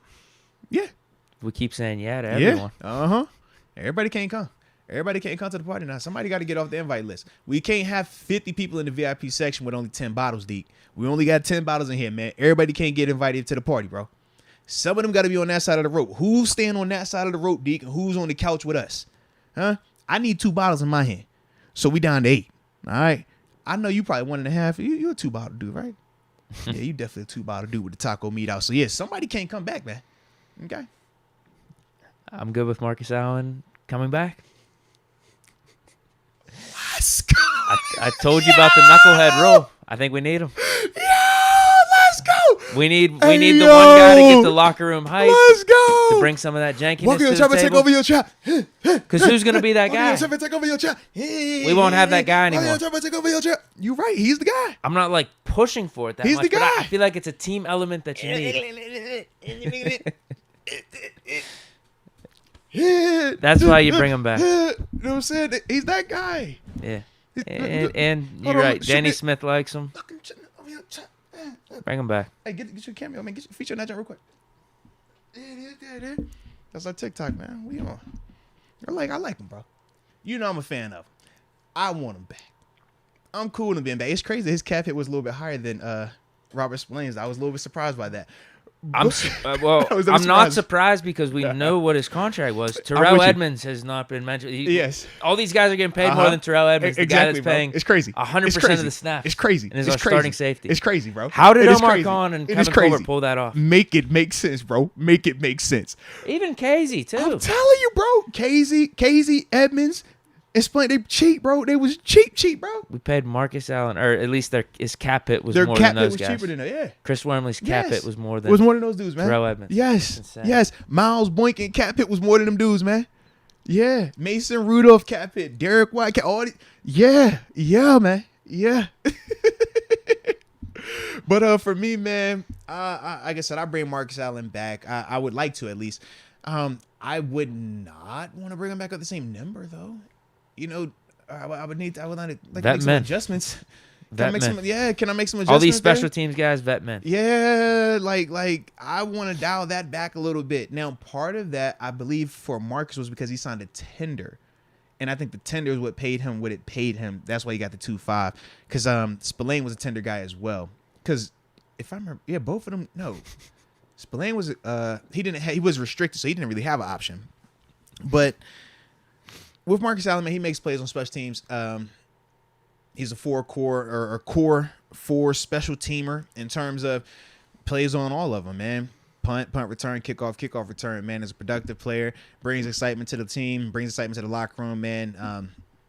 And you know me, I don't have an issue with you celebrating as long as you're making plays. And the majority of the time when he celebrates, he's making plays. Every once in a while, he might get lost in the sauce and find his way in an opposing team's huddle for a reason that I'm still not all the way sure of. It happens, okay? It happens.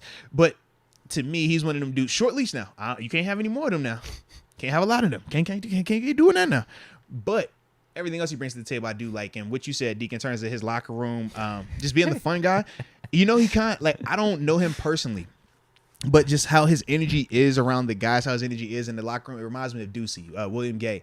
He was that guy for us, man, always dancing, always partying, playing the music. Like, he want to turn up. He want to have us doing something that's going to have us laughing, something that's going to have us having a good time, and just taking our mind off of the severity or the seriousness of being a professional player, you know? So I do like that part about him, man. So we got mixed reaction. Oh, Lord, here we go. Jonathan Morgan, hell no, get this fool out of here. We gonna find out today how they feel about young Marcus Allen. What they call him? Chico? Yeah. Yeah, he'll go find out for my little Michael Chico. G, that's an expensive hype, man. Big Jenks, 412, $2 million, too much, though. Sean American Rebel, the hype man for $2 million. It looks like he put a hurting emoji in there. Yeah. Can I get him? Can I get him for the men? If I can get him for the vet men, I love that. Or vet minimum, for those who don't know what I'm referring to, the vet minimum. I would love to get him on that type of deal. I do feel like, if I remember correctly, the reason why he got what he got was because of the tender that he had to sign. And those amounts are predetermined based on, you know, draft position and stuff like that. But yeah, if I could get Marcus Allen back on a minimum deal, I enjoy his play. I think that he's an asset for us, man. Everybody's not a star player. Everybody's not a pro player. Everybody's not an all-pro. Everybody's not a starter. Some guys are just special team guys. Some guys are just special team guys that bring energy, though.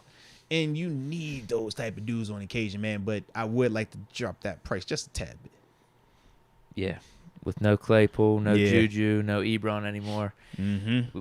We still need a guy like that. Yeah, I didn't think I'd be saying it, but I feel like brains life, bro. From the outside looking in, I'm like, man. yeah, I think you just need one guy. It brings life, you bro. You need one of those guys. It brings life, man. Hey, and Sean America, I know you said have Marcus on. We had him on. What was that 2 years ago? He was on. We got to get him back a while ago. Yeah, we got to get him back on, man. But yeah, we had him on before, man. Fun conversation, man. Dope dude, man. But yeah, we'll definitely spin the block, man, and have to get him back on the show, man. Alrighty. Next up on that list, we finally made it to a guy who's played a lot of snaps for the Steelers on defense this year. He cost $2.43 million on the cap.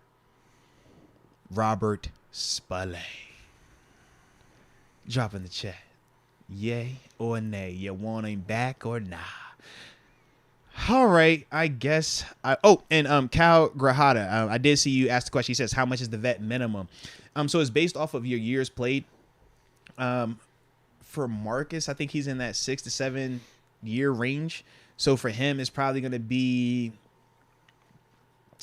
anywhere between 600,000 and 800,000, like in that range. I think when you get to years 8 to 10, that's when it's around $1 million for your minimum, and then it's like it's coupled like every 2 to 3 years. It's like a different tier, but for him, his tier is going to be less than $1 million. Like I said, he might depend on, because I don't remember if he's year 6 or 7 for. I think it's year 6.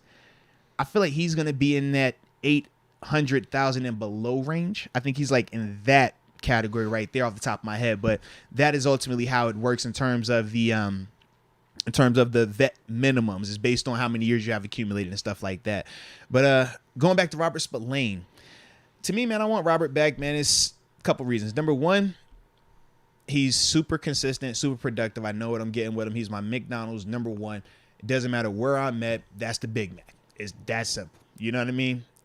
You might not love it, you might not hate it, but you know what you're getting with it. And that's the thing that I feel like the coaching staff really appreciates with him. The next thing is I think he still will be on the cheaper side. We talked about his cap hit, 2.4333 mil and all that stuff. That's still very, very cheap for a guy that played a ton of snaps and was very productive for them on defense. So, yeah, man, I would bring him back.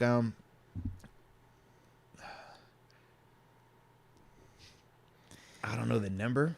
Nothing more than 5. Nothing more than 5. I was gonna say it can't be the same. Yeah, nothing he's more got than 5. a case But for he's saying like I deserve an upgrade. No, for a fact he does. I would personally, I think 4 is right, or 4.5 is right, because we're still going to bring in another player, or we're still going to have him competing with the Mark Robinson, and I don't want $4 million as my backup.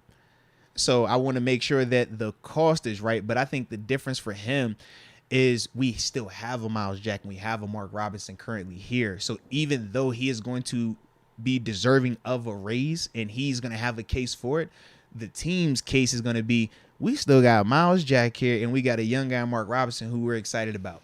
So you can play hardball and try to get a higher number, but we already have in-house options that we are feeling good about already. And that's the part that I think will hurt Spillane in terms of his negotiations here. Now, if he was trying to go somewhere else, I think that's there. I think he can go get 5 on open market. I think he would be able to get that. I think, shoot, you might catch one of them starving franchises that'll get you 6.5 somewhere. You know what I mean?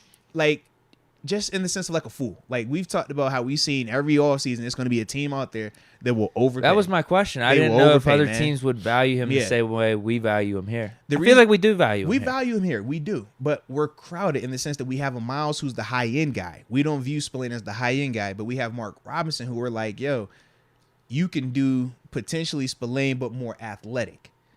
And that's the part that's even more exciting about him. So that's why with Spillane, you're kind of in that middle ground of, yes, we want to keep you, but how much do we want to invest in you if we don't view you as Myles Jack and we got this young guy that we're saying to ourselves, if both of y'all compete this all season, you probably start the first 6 games, but once he's up to speed, we're going to turn the keys over to him. That's what the team's probably thinking.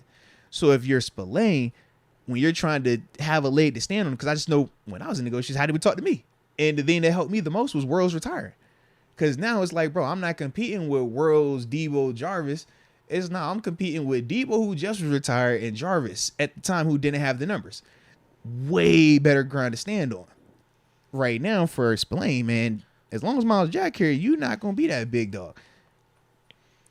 It's a very similar scenario to yours. No, it absolutely is, yeah.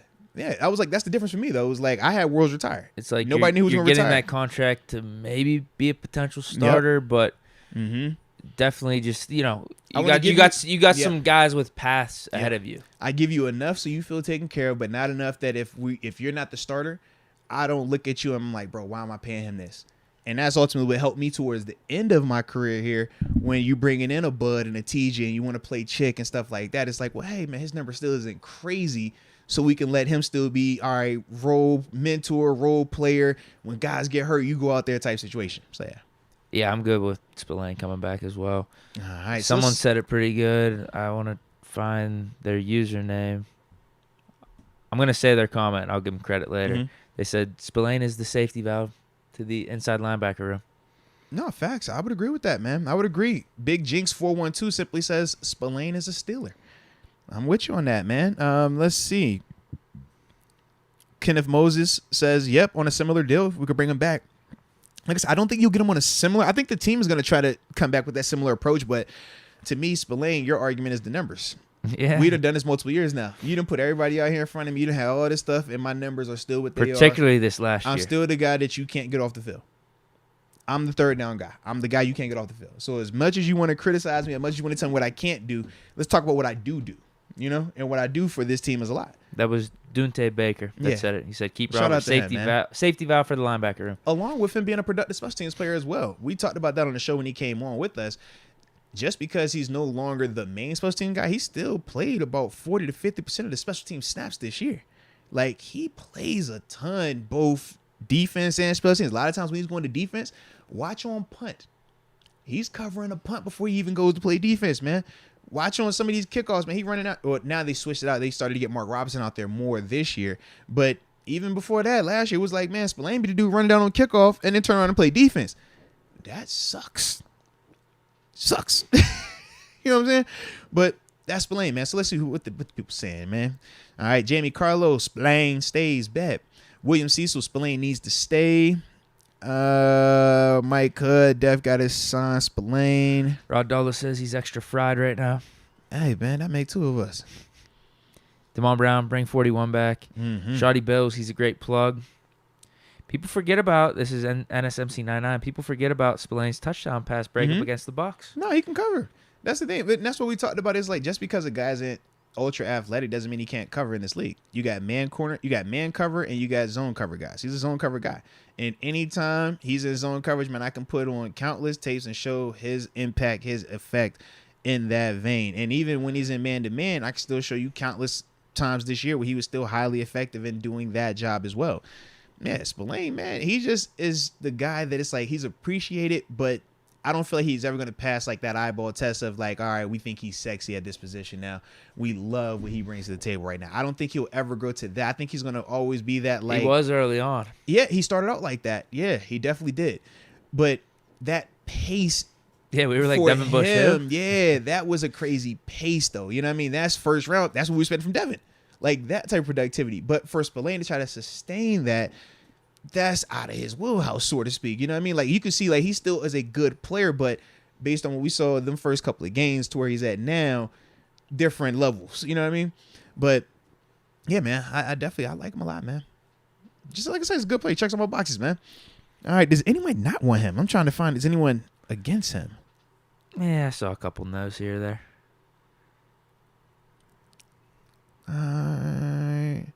Breezy Montana, not athletic, can't cover. Release Spillane. Next. Okay. Yeah, man, I'd have to see the not athletic and can't cover part, man. I'd have to see that. Yeah.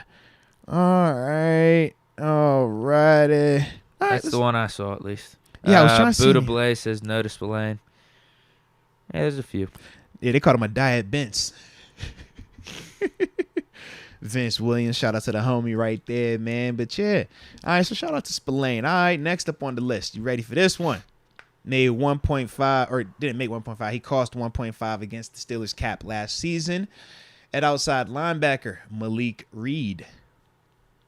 No. Yeah, took the flyer on him. I was excited about him, obviously, because of what he did in Denver, but the productivity wasn't there. The consistency wasn't there. And he did get opportunities. That was the other part, man. TJ going down, he definitely got a lot more opportunities to produce. And unfortunately, like I said, it just didn't work out for him. But my question is this, though. I know we say no. What are our depth options right now? Jameer Jones. Well, I mean? he might even, is Jameer Jones on this thing? Or Jameer Jones might be a restricted guy. I don't know. But yeah, outside of Malik Reed. Jameer's exclusive right, so he doesn't, he has to come back. He doesn't have a say. Okay. Yeah. But I think he's our next guy. Yeah. And you're right. I don't really like that. That's my only thing. Like when Where's I think Quincy of Malik, Roche? Is he floating around out there? I don't know, but to me, Quincy isn't more established or at least like proven that he could play to the point where I feel better than him about Malik. You know what I mean? Like I've seen Malik produce at this level multiple times. No, you know I was mean? thinking more just he could be another guy in here, and then we could draft a guy in like the 4th round or something, maybe. Yeah, because right now, It is. It's Jameer Jones, Malik Reed, and then I don't even know who the hell this is. I think we just picked him up. Then we just picked him up on a reserve contract or something. Yep, Bule. 6th-round pick out of 2019 out of Houston. Went to the Chargers. Yeah, that's it. Yeah, 6'2", 245. Hey, bro, you my size, man. Hold on now. Wait a minute, bro. I was on the scale a little while. I was low key happy, man. My thing said 244. I feel kind of good, man. Oh, yeah. Nice. You know what I'm saying? Man, I might look at that. Nah, I ain't want no smoke. I get what you're saying. I think I'd just rather take a chance on a guy. Me too. Like, that part had me a little concerned, but I'm like, man, I could, based on what I saw, I don't know, man. I might just bring back a Taco Charlton. I don't want to retread per se. I was going to say fresh start with, like, if I can get a new version of, like, whoever the new Malik Reed would be this offseason, let me get a new version of that this offseason, and then let me get a 6th-round or 7th-round flyer on somebody. Like, I would rather go that route. Because we still have 2 high-end guys in terms of TJ and Alex, so I don't need a ton, but I just need some better insurance, though. I don't like our insurance right now. Something. Yeah. All right. Let's see what the folks are saying, though, in terms of Malik Reed. Shawty Bell says, how about making Boykins a corner? Where do these ideas come from? Ultimate Team? When you had TJ running back. See, that would be cool. That would actually work out really good for the Steelers team. What? Making a dude a corner midway through his NFL career? Like, yo, he's not a rookie. Are you right? Why you say it like that, bro? You made me laugh. I don't want to be laughing at people. Like, bro, man, jeez. I'm sorry. That's an idea to laugh at. Oh, boy, you say, yo, in the middle of his career? Like, why you want to do that? Like, yo, you got to chill, man. Jeez. Like, why are we putting our resources into chill, that? Man. I'd rather draft a guy in the 7th round, or hell, I'd just bring in an undrafted rookie. It's smooth in the corner, yeah. No, not even that. A guy that actually played corner in college. Yeah, that's a good one right there. People are bringing up Tuzar Skipper, potential 3rd guy. Didn't we do that? We did 2 or 3 times. That's what I'm saying. It's like, I don't want to retread any name that has been here before in that role. I don't personally want to do that. Yeah, we because signed him me, in the offseason. Yeah, I'm like, to me, what's the difference between us bringing a Tuzar back versus bringing a Malik back? It's just a familiar name. That's all it is. So that's why, for me, I would rather just go completely off, new body free agency or late round draft pick to bring somebody in. But yeah, I don't want to keep the retread and think, oh man, let's bring in Tuzar, let's bring in Ola. Then we try to bring Ola back, and then that whole situation with the failed physical. Oh yeah. He was another guy we tried to retread on. I'm still not against that if he was actually healthy, but apparently he wasn't healthy. Yeah, it was a fine move at the time. Yeah. It wasn't a bad move. Yeah, because I definitely they cut Ola, him. man. It's like, all right, he's probably an upgrade over Jameer Jones. Yeah, probably. He's more polished. Damon Brown. I don't know when it got so personal with Malik Reed. He says, get rid of Reed, a.k.a. free ride. I don't know, bro. Yeah, I don't know. Mike Hood says, no Reed. Hey. A1 Day One says Reed was invisible. Tony Carlson said, didn't Reed make some big plays down the stretch? He had some plays, but I wouldn't say they were necessarily. But hold on. Nah. I don't remember off the top of my head. Like, not big plays. I remember him, like, making, like, tackles and stuff like that. But, well, I guess, what's your definition of big play? I think of, like, strip sacks, turnovers, like, that type of stuff. Yeah. A lot of no's. Yeah. I don't think I'm not seeing anyone say yes. Yeah. I'm seeing a lot of Tuzar Skipper, though. Yeah. Bring back Ingram. Bring back Bud, but the money don't work. I tell you, that's the one I want. If we're going to bring back one of them. Oh, and the potential Alex Highsmith, Bud Dupree scenario. Yeah, I know Bud. I'm a dog, and that's why I love his energy. Highsmith's earned a spot. Oh, no. And Highsmith ain't no chump. Don't get it twisted now. Highsmith with it. Yeah. Oh. No, I like them both. It's very different, though. Very different. But I like them both, though. They're both my dudes. You know that. Yeah. All right. Next up on the list, we're going to eventually get to Terrell Edmunds. Are you serious? But we not there yet, big fella. We not there yet. All right, this next guy. I like that you brought up all the cap hits from last year. I like this. Yeah, because I figured that'd be a better approach. This is putting a lot of things into context, right? This is crazy. It's perspective, man. Like, because the dollar amount for what you might make is cool, but the cap hit is what hurts the team. That's how we got to decide the building of the roster. Who's Edmunds' agent? Oh no, bro. He might need to look at him again, though, bro. Like, hey, man. Because it took him a while to sign. It did. It definitely did. We thought he was going to be gone early. Yeah, it did. And that's why he ended up coming back. I remember. Yep. But this next guy cost $1.45 million against the cap. Played offensive line, guard/tackle, Jesse Davis. I don't care. Wow.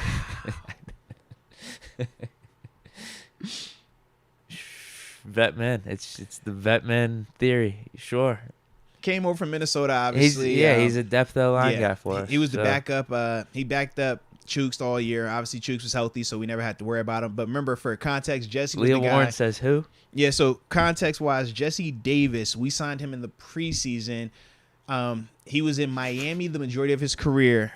Guard, right tackle. His best season was at right tackle. But then from there, went to Minnesota, struggled a lot in terms of the preseason up there, and that was ultimately why we were able to acquire him during the offseason.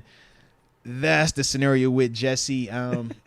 Yeah, These depth comments guy. are incredible. He's definitely a depth guy, though, bro. Yeah.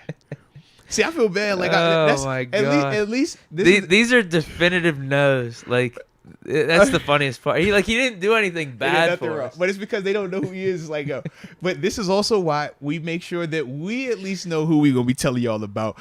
Because I'm sure when we talk these offensive linemen to some of these other guys, you're like, bro, who is this guy? I don't know this guy. But that's the context on Jesse Davis, so you can remember him. We never had to utilize him because Chooks played well. That was the other part. And James Daniels and Kevin Dotson both played well and were healthy. Those are the positions that Jesse Davis played. So for me, if it's a vet man situation, cool, because you keep the continuity there. But to me, I don't have a strong opinion on him one way or the other because of how Chooks played this year. If Chooks struggled this year, I'm looking at Jesse probably differently. But I think we would have felt differently during the season also. We never got to that point, so I never felt like I had to panic. And as long as I don't have to panic, he could just be Chase Daniels, essentially. You know, just, hey, live behind Chooks for another year. Yeah. And if that's the case, as long as it's cheap, He can play multiple I'm not tripping on that. positions, Yeah. Yeah, and that's what he brings to the table. And he started in this league before. That's the other thing. Like, I'm big on experience. I'm big on He guys started that a have ton of done this. games. That's what I'm saying. Like, he started to taper off when they moved him back and forth, right? Guard and tackle and stuff like that. Definitely a better right tackle than he is guard. But at the same time, he struggled at right tackle towards the end of it down in Miami. That's what you're getting with him. But he's not a starter here. He's a depth guy here. And if that's going to be your depth guy, I would much rather have a highly experienced depth guy. You know, he's like our Ryan Davis. You remember when we had Ryan Davis here, signing from Denver? This was actually the year after Denver won the Super Bowl. The whole no-fly zone. He was one of our backup swing tackles. I think he started a handful of games when I think Marcus Gilbert might have got hurt.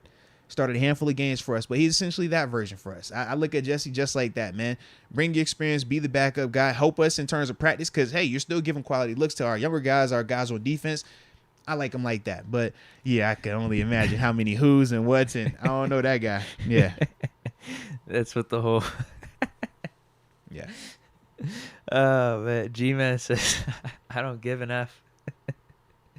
Steelers girl, no, I honestly don't know who that is. Jim Himes, never heard of him.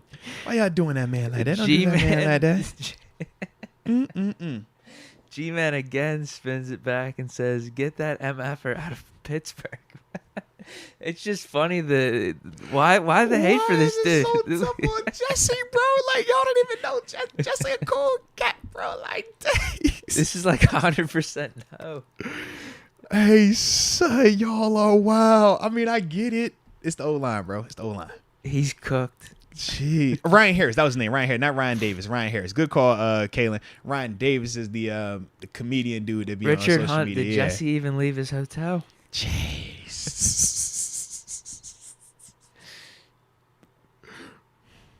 Yeah, I'm fine bringing him back. Yeah. Vetman. You know. I think he could be a good depth piece for O-line. You got to have depth O-line pieces. Because when we have injuries across the line, we didn't really experience that this year. That was the other thing that we were very fortunate with. We were able to keep the same starting five out there for the whole season. It was rare. But in cases where that isn't the case, a guy like Jesse could get you out of a stadium. That's the other part of that I think of, so to speak. Yeah. Who we got next? Give me 1 second. I was texting to make sure we're good. Yep. Well, so we are good though. We are good. She had wifey's getting us. How many more names do we got? Well, we ain't to Edmunds yet, but he's actually coming up next. So we're finally to Edmunds. But we got time. Wifey says she's going to Chick-fil-A. We probably got like 5 names? She says it's gonna be a little bit of a list, a little bit of a wait, so we got some time. All right. Okay. The only thing we got to time up is this. That's how it is with Chick-fil-A. It is, especially with the new stuff. It's like, bro, the lines be crazy. Did she leave now, or is she in line? No. She's an online order, get in line, and then just wait the game out. Okay. Like she's on that. But the only thing that we got to time up is this. I requested a milkshake. Okay. I like my milkshake to be, Oh yeah. Yeah. Oh, and you That's the only thing probably want to be up there when they get back, right? That's the only thing you don't want them waiting for you. Yeah, can't in be general. Late. Especially when they said you got extra time today too. She sent the text ahead of time. She sent the text a couple minutes ago. She was like, "Hey babe, going to Chick-fil-A, you got extra time today, all right?" I'm like, "You trying to be nice today? What you trying to have a little fun?" Who's the one who said his wife? What was that? Us. We do our wivies. You know what I'm saying? Gotta have a little. Oh, the king hurt. Yeah, he shot out his wifey Alexis. So I'm gonna shout out my wife Shonda. You got the sugar mama, and you gonna deliver the meat for dinner. I got the hot mama. That's what I call my wife. You the hot mama. You feel me? So yeah, you know what I'm saying. I'm gonna go ahead and lay down my space talk with her a little later on. All right. Hey now. All right. Now we back in this day. We keep it family friendly over here. All right. So next on the list though is the guy that cost us $1.188 million on the cap at strong safety, Terrell Edmunds. Do you want him back? Do you want him back? Let us know in the chat, and I will tell you firsthand, yes, I want Terrell Edmunds back. Multiple reasons. This dude is a good player. He continues to get better each and every year. He is durable as heck, doesn't miss a lot of time. In fact, I feel like this is the first time we really saw him miss time. When you talk about him being homegrown, drafted here, high pedigree, got first round draft pick here. You talk about him pairing perfectly with Minkah Fitzpatrick. Like, gosh. And he's still going to be fairly cheap. That's the other part of this thing because of the position that he plays. It's like middle linebacker. You don't have to pay those guys unless they are elite. Good safeties and good middle linebackers don't get paid like that. So he doesn't have, you're not going to have to break the bank on him. And I also feel if I can get Edmunds, Terrell, it just make it a little bit more prettier for the potential of getting a Tremaine. Because now I'm keeping the band together. As we said before, I don't know their relationship like that, but I just think it would be kind of hard for me personally if my brother was here and you getting rid of him and you talking about me going over there. I don't necessarily know if I want to do that per se. I would like to go play with my brother, but I don't want to feel like I'm replacing him or taking his back. And that could be the vibe. I don't know if they going to feel like that. They could not feel like that. But to me, if this is my brother I'm speaking on, I would feel like that. But to me, I just think that Edmunds, along with what we have here when we talk about the 3 safety unit, man, when we go Casey, Edmunds, and Minkah, man, I love the productivity that we got out of that. In the words of Coach Tom, I love the miles that we got out of that. We got a lot of usage out of that thing right there because it's effective against the run. You got Edmunds who goes into the box, man, he plays big. We talked about some of his stuff, even to the point where we flirting. Hey, man, could he be an inside linebacker full time? I don't like him full time per se in our defense, but when we're doing 3 safeties, that's essentially the 4-3 look. Well, that's my question to you. Essentially the same look. Does re-signing Edmunds make the need for addressing inside linebacker in the draft or in free agency that much of a need? Yes and no. Yes, it still is a need. Because if we still have Spillane and Robinson here with Jack. Right, it's still a need if you don't want to keep having to go packages. Right now, we're package oriented. Hey, when y'all thinking it's obvious run situation, we're gonna get Spillane and Jack. If y'all you're gonna get Spillane and Robinson. If we're thinking pass situation, all right, we're gonna get Spillane and Jack. All right, if we thinking obvious pass situation, man, I'm gonna get Edmunds out there with Spillane and some type of like exotic look. And it's just eventually it catches up to you. Because if you keep telling me what you're gonna play me in, it's only a matter of time before I can scheme you up. No matter how talented you are, no matter how good you are. And that's the part with predictability. Sometimes you want to be predictable because you want to have a telltale to make people think one thing and now I get you with the misdirection. But the other thing is when I pull up a cut up and I cut up 3 safeties and I see, hey, every time it's 2nd and 10 or every time it's 3rd and this, you run this defense. What am I going to start thinking? All right, well, let's start playing. How can I get them in this and really hurt them? All right, well, hey, man, every time they go this personnel, it's because of this down the distance. All right, wait, what if we catch him in this, start big personnel, and then disperse this thing, and now we got this, like, that's the type of stuff that you got to be just real careful about. So that's why I say yes and no. If the Steelers don't mind it, which so far they've still continued on with that, especially since Shazier has went down, we've seen way more just packages, whether it was with L.J. Fort, whether it was with Mark Barron, whether it was with Bostic, right? All those guys would have different packaging groupings, and it was obvious. We could look and be like, okay, they planning for pass right here. All right, they thinking run right here.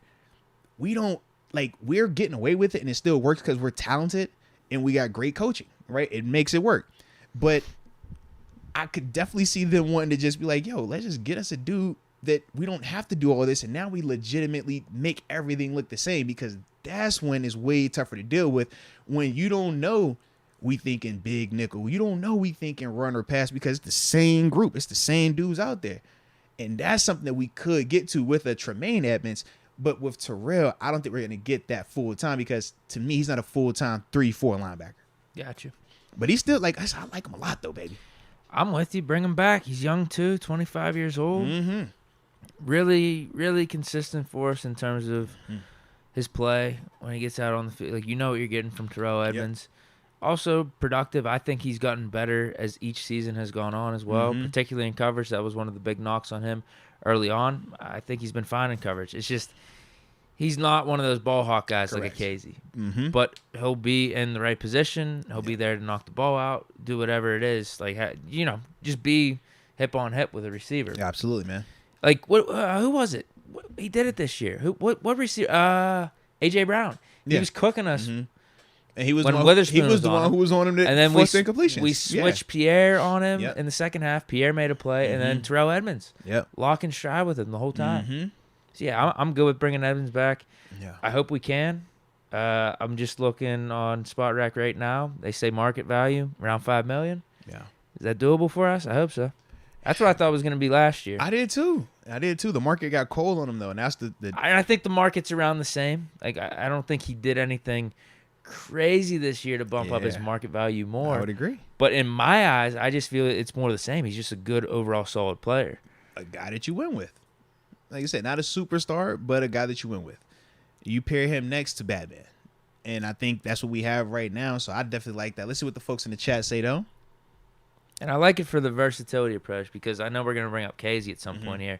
I want them both back. Yeah. I really do. And if we do bring back Casey with an Edmunds can do some of that box linebacker role and show some of that versatility. But then we also have a Casey out there who, like Minka, is a ball hawk. Like, defense could be sick. Defense could be really sick. And I don't think Casey's contract should be anything crazy either. Nah, I'm about to say Casey's dead cap was, or excuse me, his cap hit last year, it didn't even register up here. It was $870,000, man. Yeah. Hopefully we can get him back for not much more than that. Yeah. It'd be crazy to me, because I feel like we're getting an extreme value. But I guess no one valued him that much in free agency last year for whatever reason, and we were able to get him for that. Yeah, this is true. We saw him. I feel like he provided a ton of bang for our buck. Whatever games he did play in, he played good. He didn't play in that many because he was like hurt and stuff. But he had like 2 picks. Yeah, whether you're talking the picks or even the tackles as well, because he was also a productive dude in the run game as well, man. Yeah, but like you said, we ain't even got to him yet because $870K. That was his cap hit. But in terms of Terrell Edmunds, a lot of yeses in the chat. See a lot of yeses. Yep. Monster Man says yes. TE is a must. We got Tony Carlson saying Edmunds is great with Minka. I like it. We got A1 Day One saying keep both with Edmunds and KZ. Raymond, yes. He is a Steeler. Kenneth Moses, bring back TE. He's Minka. He's Minka's Ryan Clark. Pay him. Yeah. Okay. Well, shout out then. All right. And I just caught, which I saw some of y'all putting TE. Man, I'm tripping. I was over here like, bro, why y'all talking about a tight end? We ain't got no tight ends. I ain't talking about tight ends. You're talking about Trey Edmunds. Boy, I'm tripping. Or maybe it was Tremaine Edmunds. Or was it Trey Edmunds?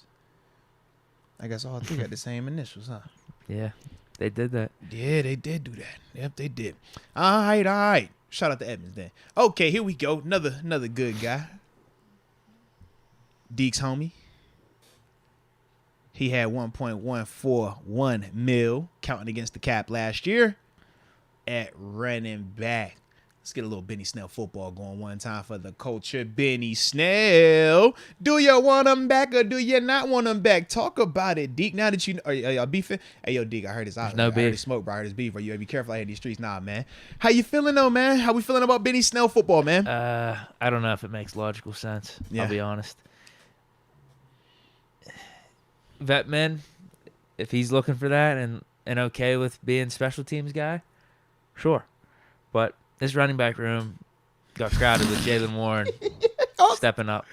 Say the way that Jaylen Warren played, I'm like, yeah. Like I said, if he's good, hey, special teams guy, vet men, come back. Know you're buried on the running back depth chart. Yeah. I'm fine with it because I think he's a good special teams player. Yeah. I'm not even saying he's a bad running back because whenever he played in that Colts game, he was good. But obviously, Najee Harris is RB1, Jaylen Warren's RB2. Yeah, I share a similar sentiment. If Benny is cool with being the special teams guy and the depth guy at running back, cool. I don't know if he personally is okay with that or if he's a guy that would like to go get another opportunity at starting or get another opportunity at being a number 2 running back somewhere else. Because, like I said, he's definitely talented, and we've seen him have success here. The big knock that we experienced with him was his ball security. That became a little bit of an issue, but Benny is a good player, man, and he's a really good special teamer as well. So, yeah, if it was a vet men thing, yeah, but for Benny, I would like for him to go somewhere we can get another opportunity. I would like to see him be at least a number 2 somewhere else. I think he's capable of that. So that's why I would say no in that vein. Not because I don't want him back, because I do obviously want him back, but to me, I just think that he deserves another opportunity to be a number 2 somewhere else, but he's not going to get that here with Jaylen Warren playing the way that he did, and obviously Najee being who he is. Yeah, this is almost the same type of thought with a Mason Rudolph or a Mitch Trubisky. Yeah. Like, we know what it is here. We know who's going to be the starter. We know who's going to be in front of you. So, I mean, if you want to come back, sure. Yeah. I'm fine with, take on that role as the backup, that special teams guy, that depth. But I don't know if he wants that. Yeah. Like I said, because it's different, man. You're really just saying, hey, I'm done competing in that vein. Like, I'm cool with this. He's young. He hasn't got that bag just yet. He hasn't had the years just yet. So that's not something that a lot of dudes are eager to do because you got to essentially let the ego die and be like, hey, I'm not that guy no more. I'm just a guy, not the guy. Not everybody's ready to do that, man. At least give yourself a better path to potentially be a starter. And here you're going to be third right off the bat. Or maybe elsewhere you could be an RB2. Maybe. That's what I'm saying, yeah. An injury happened or it's a rotation. Now you getting touches again, man. All right. So we got a couple left, and then after that, man, I will be able to go ahead and not get in trouble. But we're not getting in trouble. We got super chats too, bro. You know what? We got 1, 2, 3, 4, 6. We could fly through those guys. Let's fly through. How about that? KZ, we already said yeah. Do we need to say anything more? We definitely said KZ, yeah. Zach Gentry cost 1.051 mil. Absolutely. I'm bringing him back. He's super cheap. Helped the running game in a major way. Added to the offense. I like it. And he's homegrown. And he's in front of the show. So shout out to him. And he's a cool dude in real life, too, man. Perfect tight end, too, for us right now. I like him a lot right there. Yes, indeed. All right. Offensive tackle. Cost $895,000 against the cap. Talking Trent Scott. This is like Jesse Davis. I actually wrote down for this one. Jesse's better than Trent. I wrote down for this one. Who's this? I actually wrote this one down. God, Trent has been here for a couple of seasons, man. He's a cool player, bro. He's been for a couple you got of a years. definitive answer on this one? No, to me, my thing was this. I was gonna say no because I'm bringing in Jesse, and then we're already talking about signing in either a Taylor Lewan or somebody high end. So now instead of Trent being my backup left tackle, I'm looking at potentially that being a Dan Moore as my backup. So now I'm saying to myself, I don't need Trent if I'm going to keep Jesse here. That's kind of why I would say no to Trent. So, and not Trent Richardson. I'll go off of talk about Trent your Scott, answer there. man. I'll take your word for it. Jeez Louise, people. We're gonna educate y'all on the right. See, then we're gonna learn about y'all. We're gonna learn about them all. That's why I'm here. All right. I got y'all. Y'all got me. We good. All right. Man, yeah, all this Trent Scott slander, and all this Jesse Davis, all these offensive lineman slander, man. Offensive linemen need love too. Remember that. All right, I used to be offensive lineman at one time in my life. I never looked like one, but I was one. So I hold a place in my heart. All right. Well, the last one, because like you said, we already talked Casey, and we do agree. Casey is a no-brainer. We would love to have him back. Absolutely. We already talked Anthony Miller as well because he's already brought him back. So the final name. It's almost heaven. Strong safety Carl Joseph. Cost $480K against the cap last season. Obviously injured. And then and just overall too, not a bad player. Yeah. Whenever he has played. Yeah. He really hasn't played for us, but with the Browns. Yeah.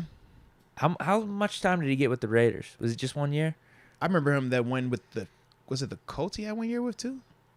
I think you might be thinking someone else. I'm mixing them up. I think you're thinking Malik Hooker. Yeah, I'm thinking Hooker. We were talking about him potentially coming here. Yeah. Carl, yeah. He's like nickel corner. Yeah. Can play safety as well. Mm-hmm. I said sure.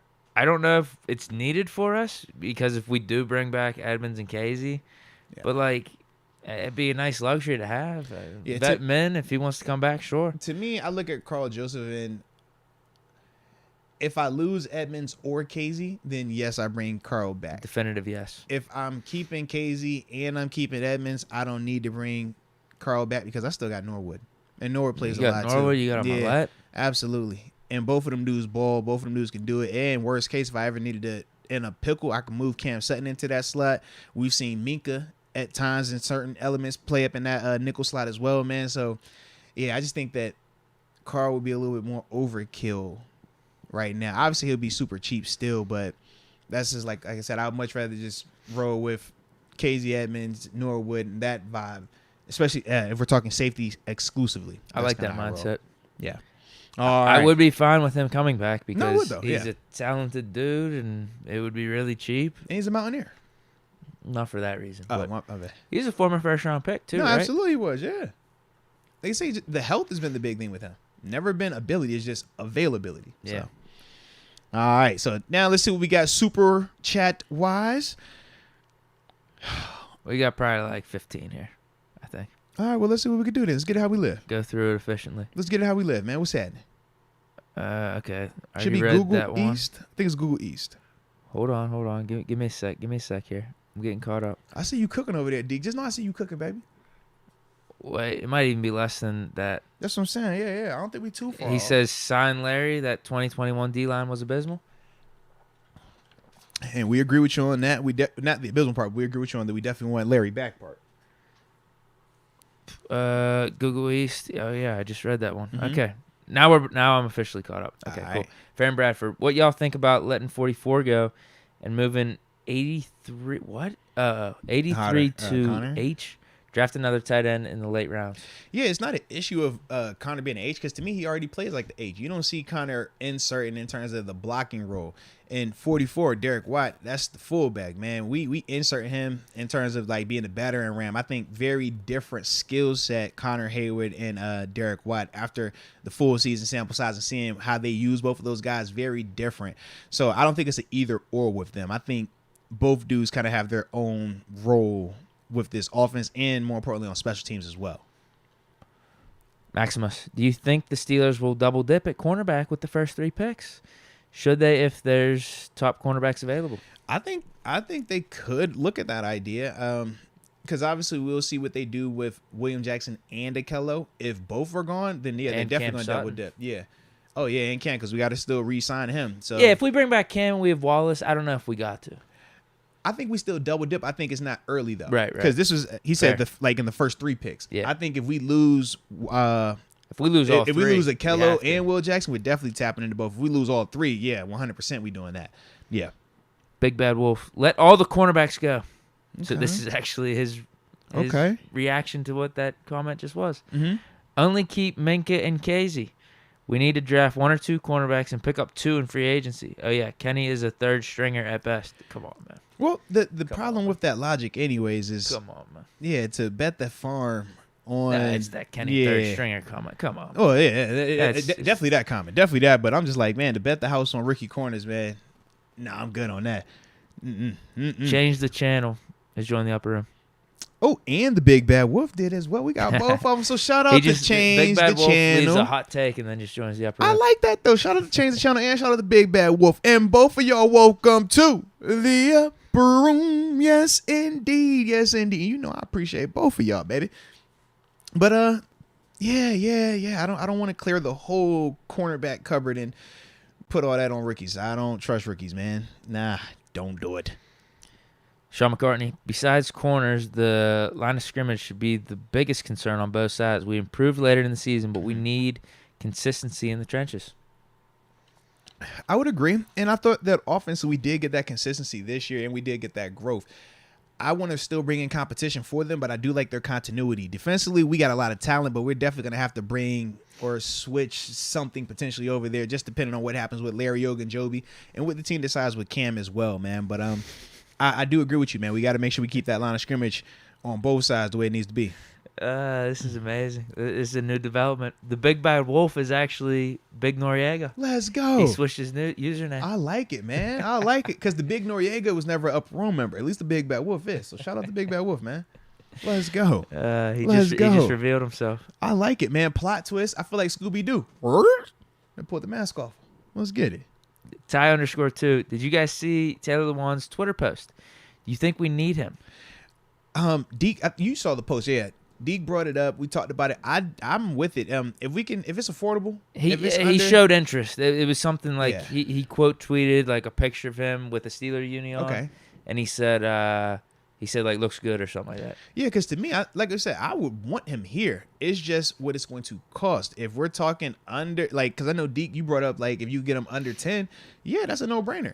I personally don't think you're going to get him under 10. And that's where I'm just like, all right, what does that number go to potentially?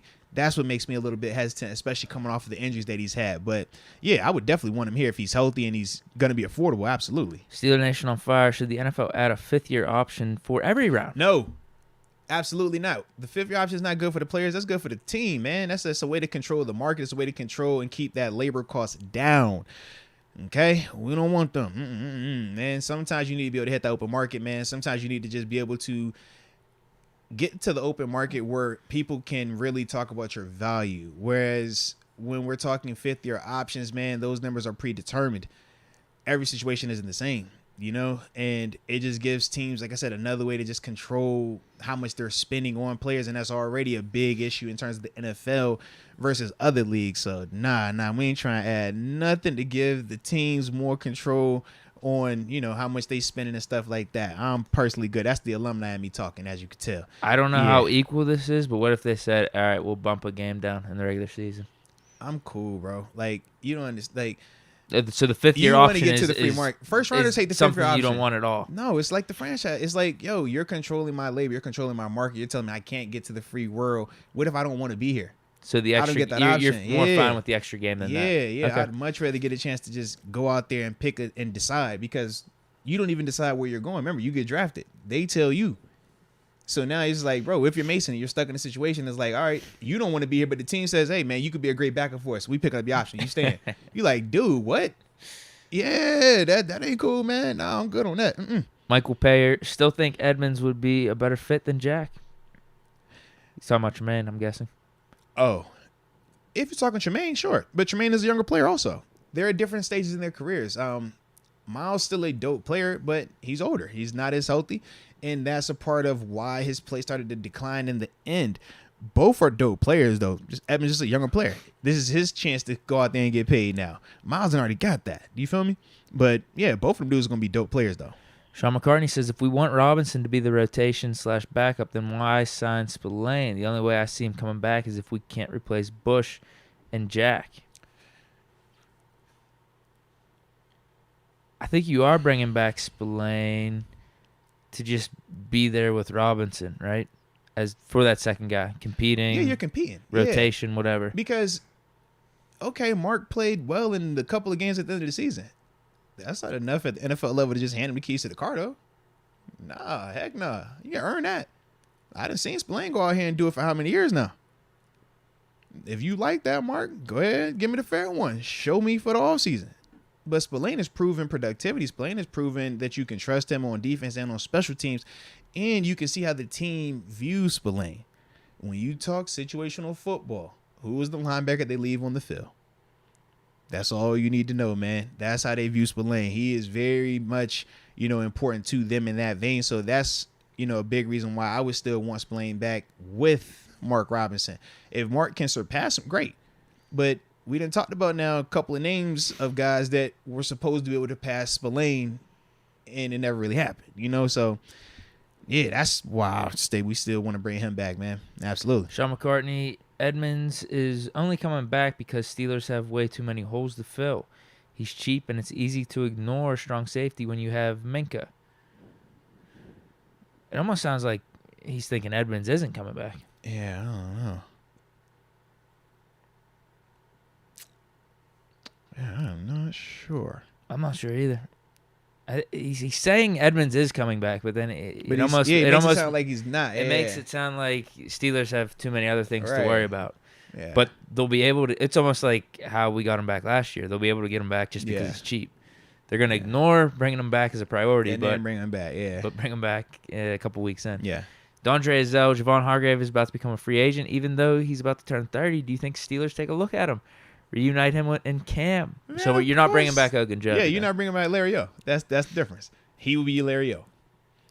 I mean, who don't? Man, that's my dog. Of course, I want Hargrave back, man. That's my dude, man. Small school dude too. Shout out to come on, man. Yeah, absolutely. But yeah, if I'm bringing him back, I'm not bringing back Larry. So it's pick your poison, so to speak. He's probably gonna be more than Larry. He's gonna be a lot more than Larry. Yes, absolutely, he's gonna be a lot more than Larry because he's not only proven.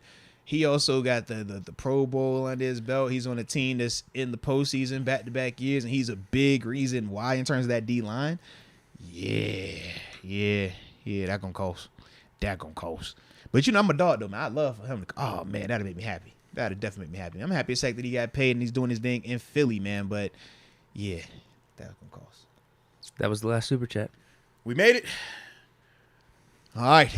So, with that being said, man, let's have a little fun this weekend. Y'all stay safe out there in these streets, all right? If you got your loved ones, make sure you hug them. Make them feel special. Make sure they know that you love them the way that you're supposed to let them know, all right? But either way, we back in this thing next week, so we'll holler at you. And until next time, baby. Peace.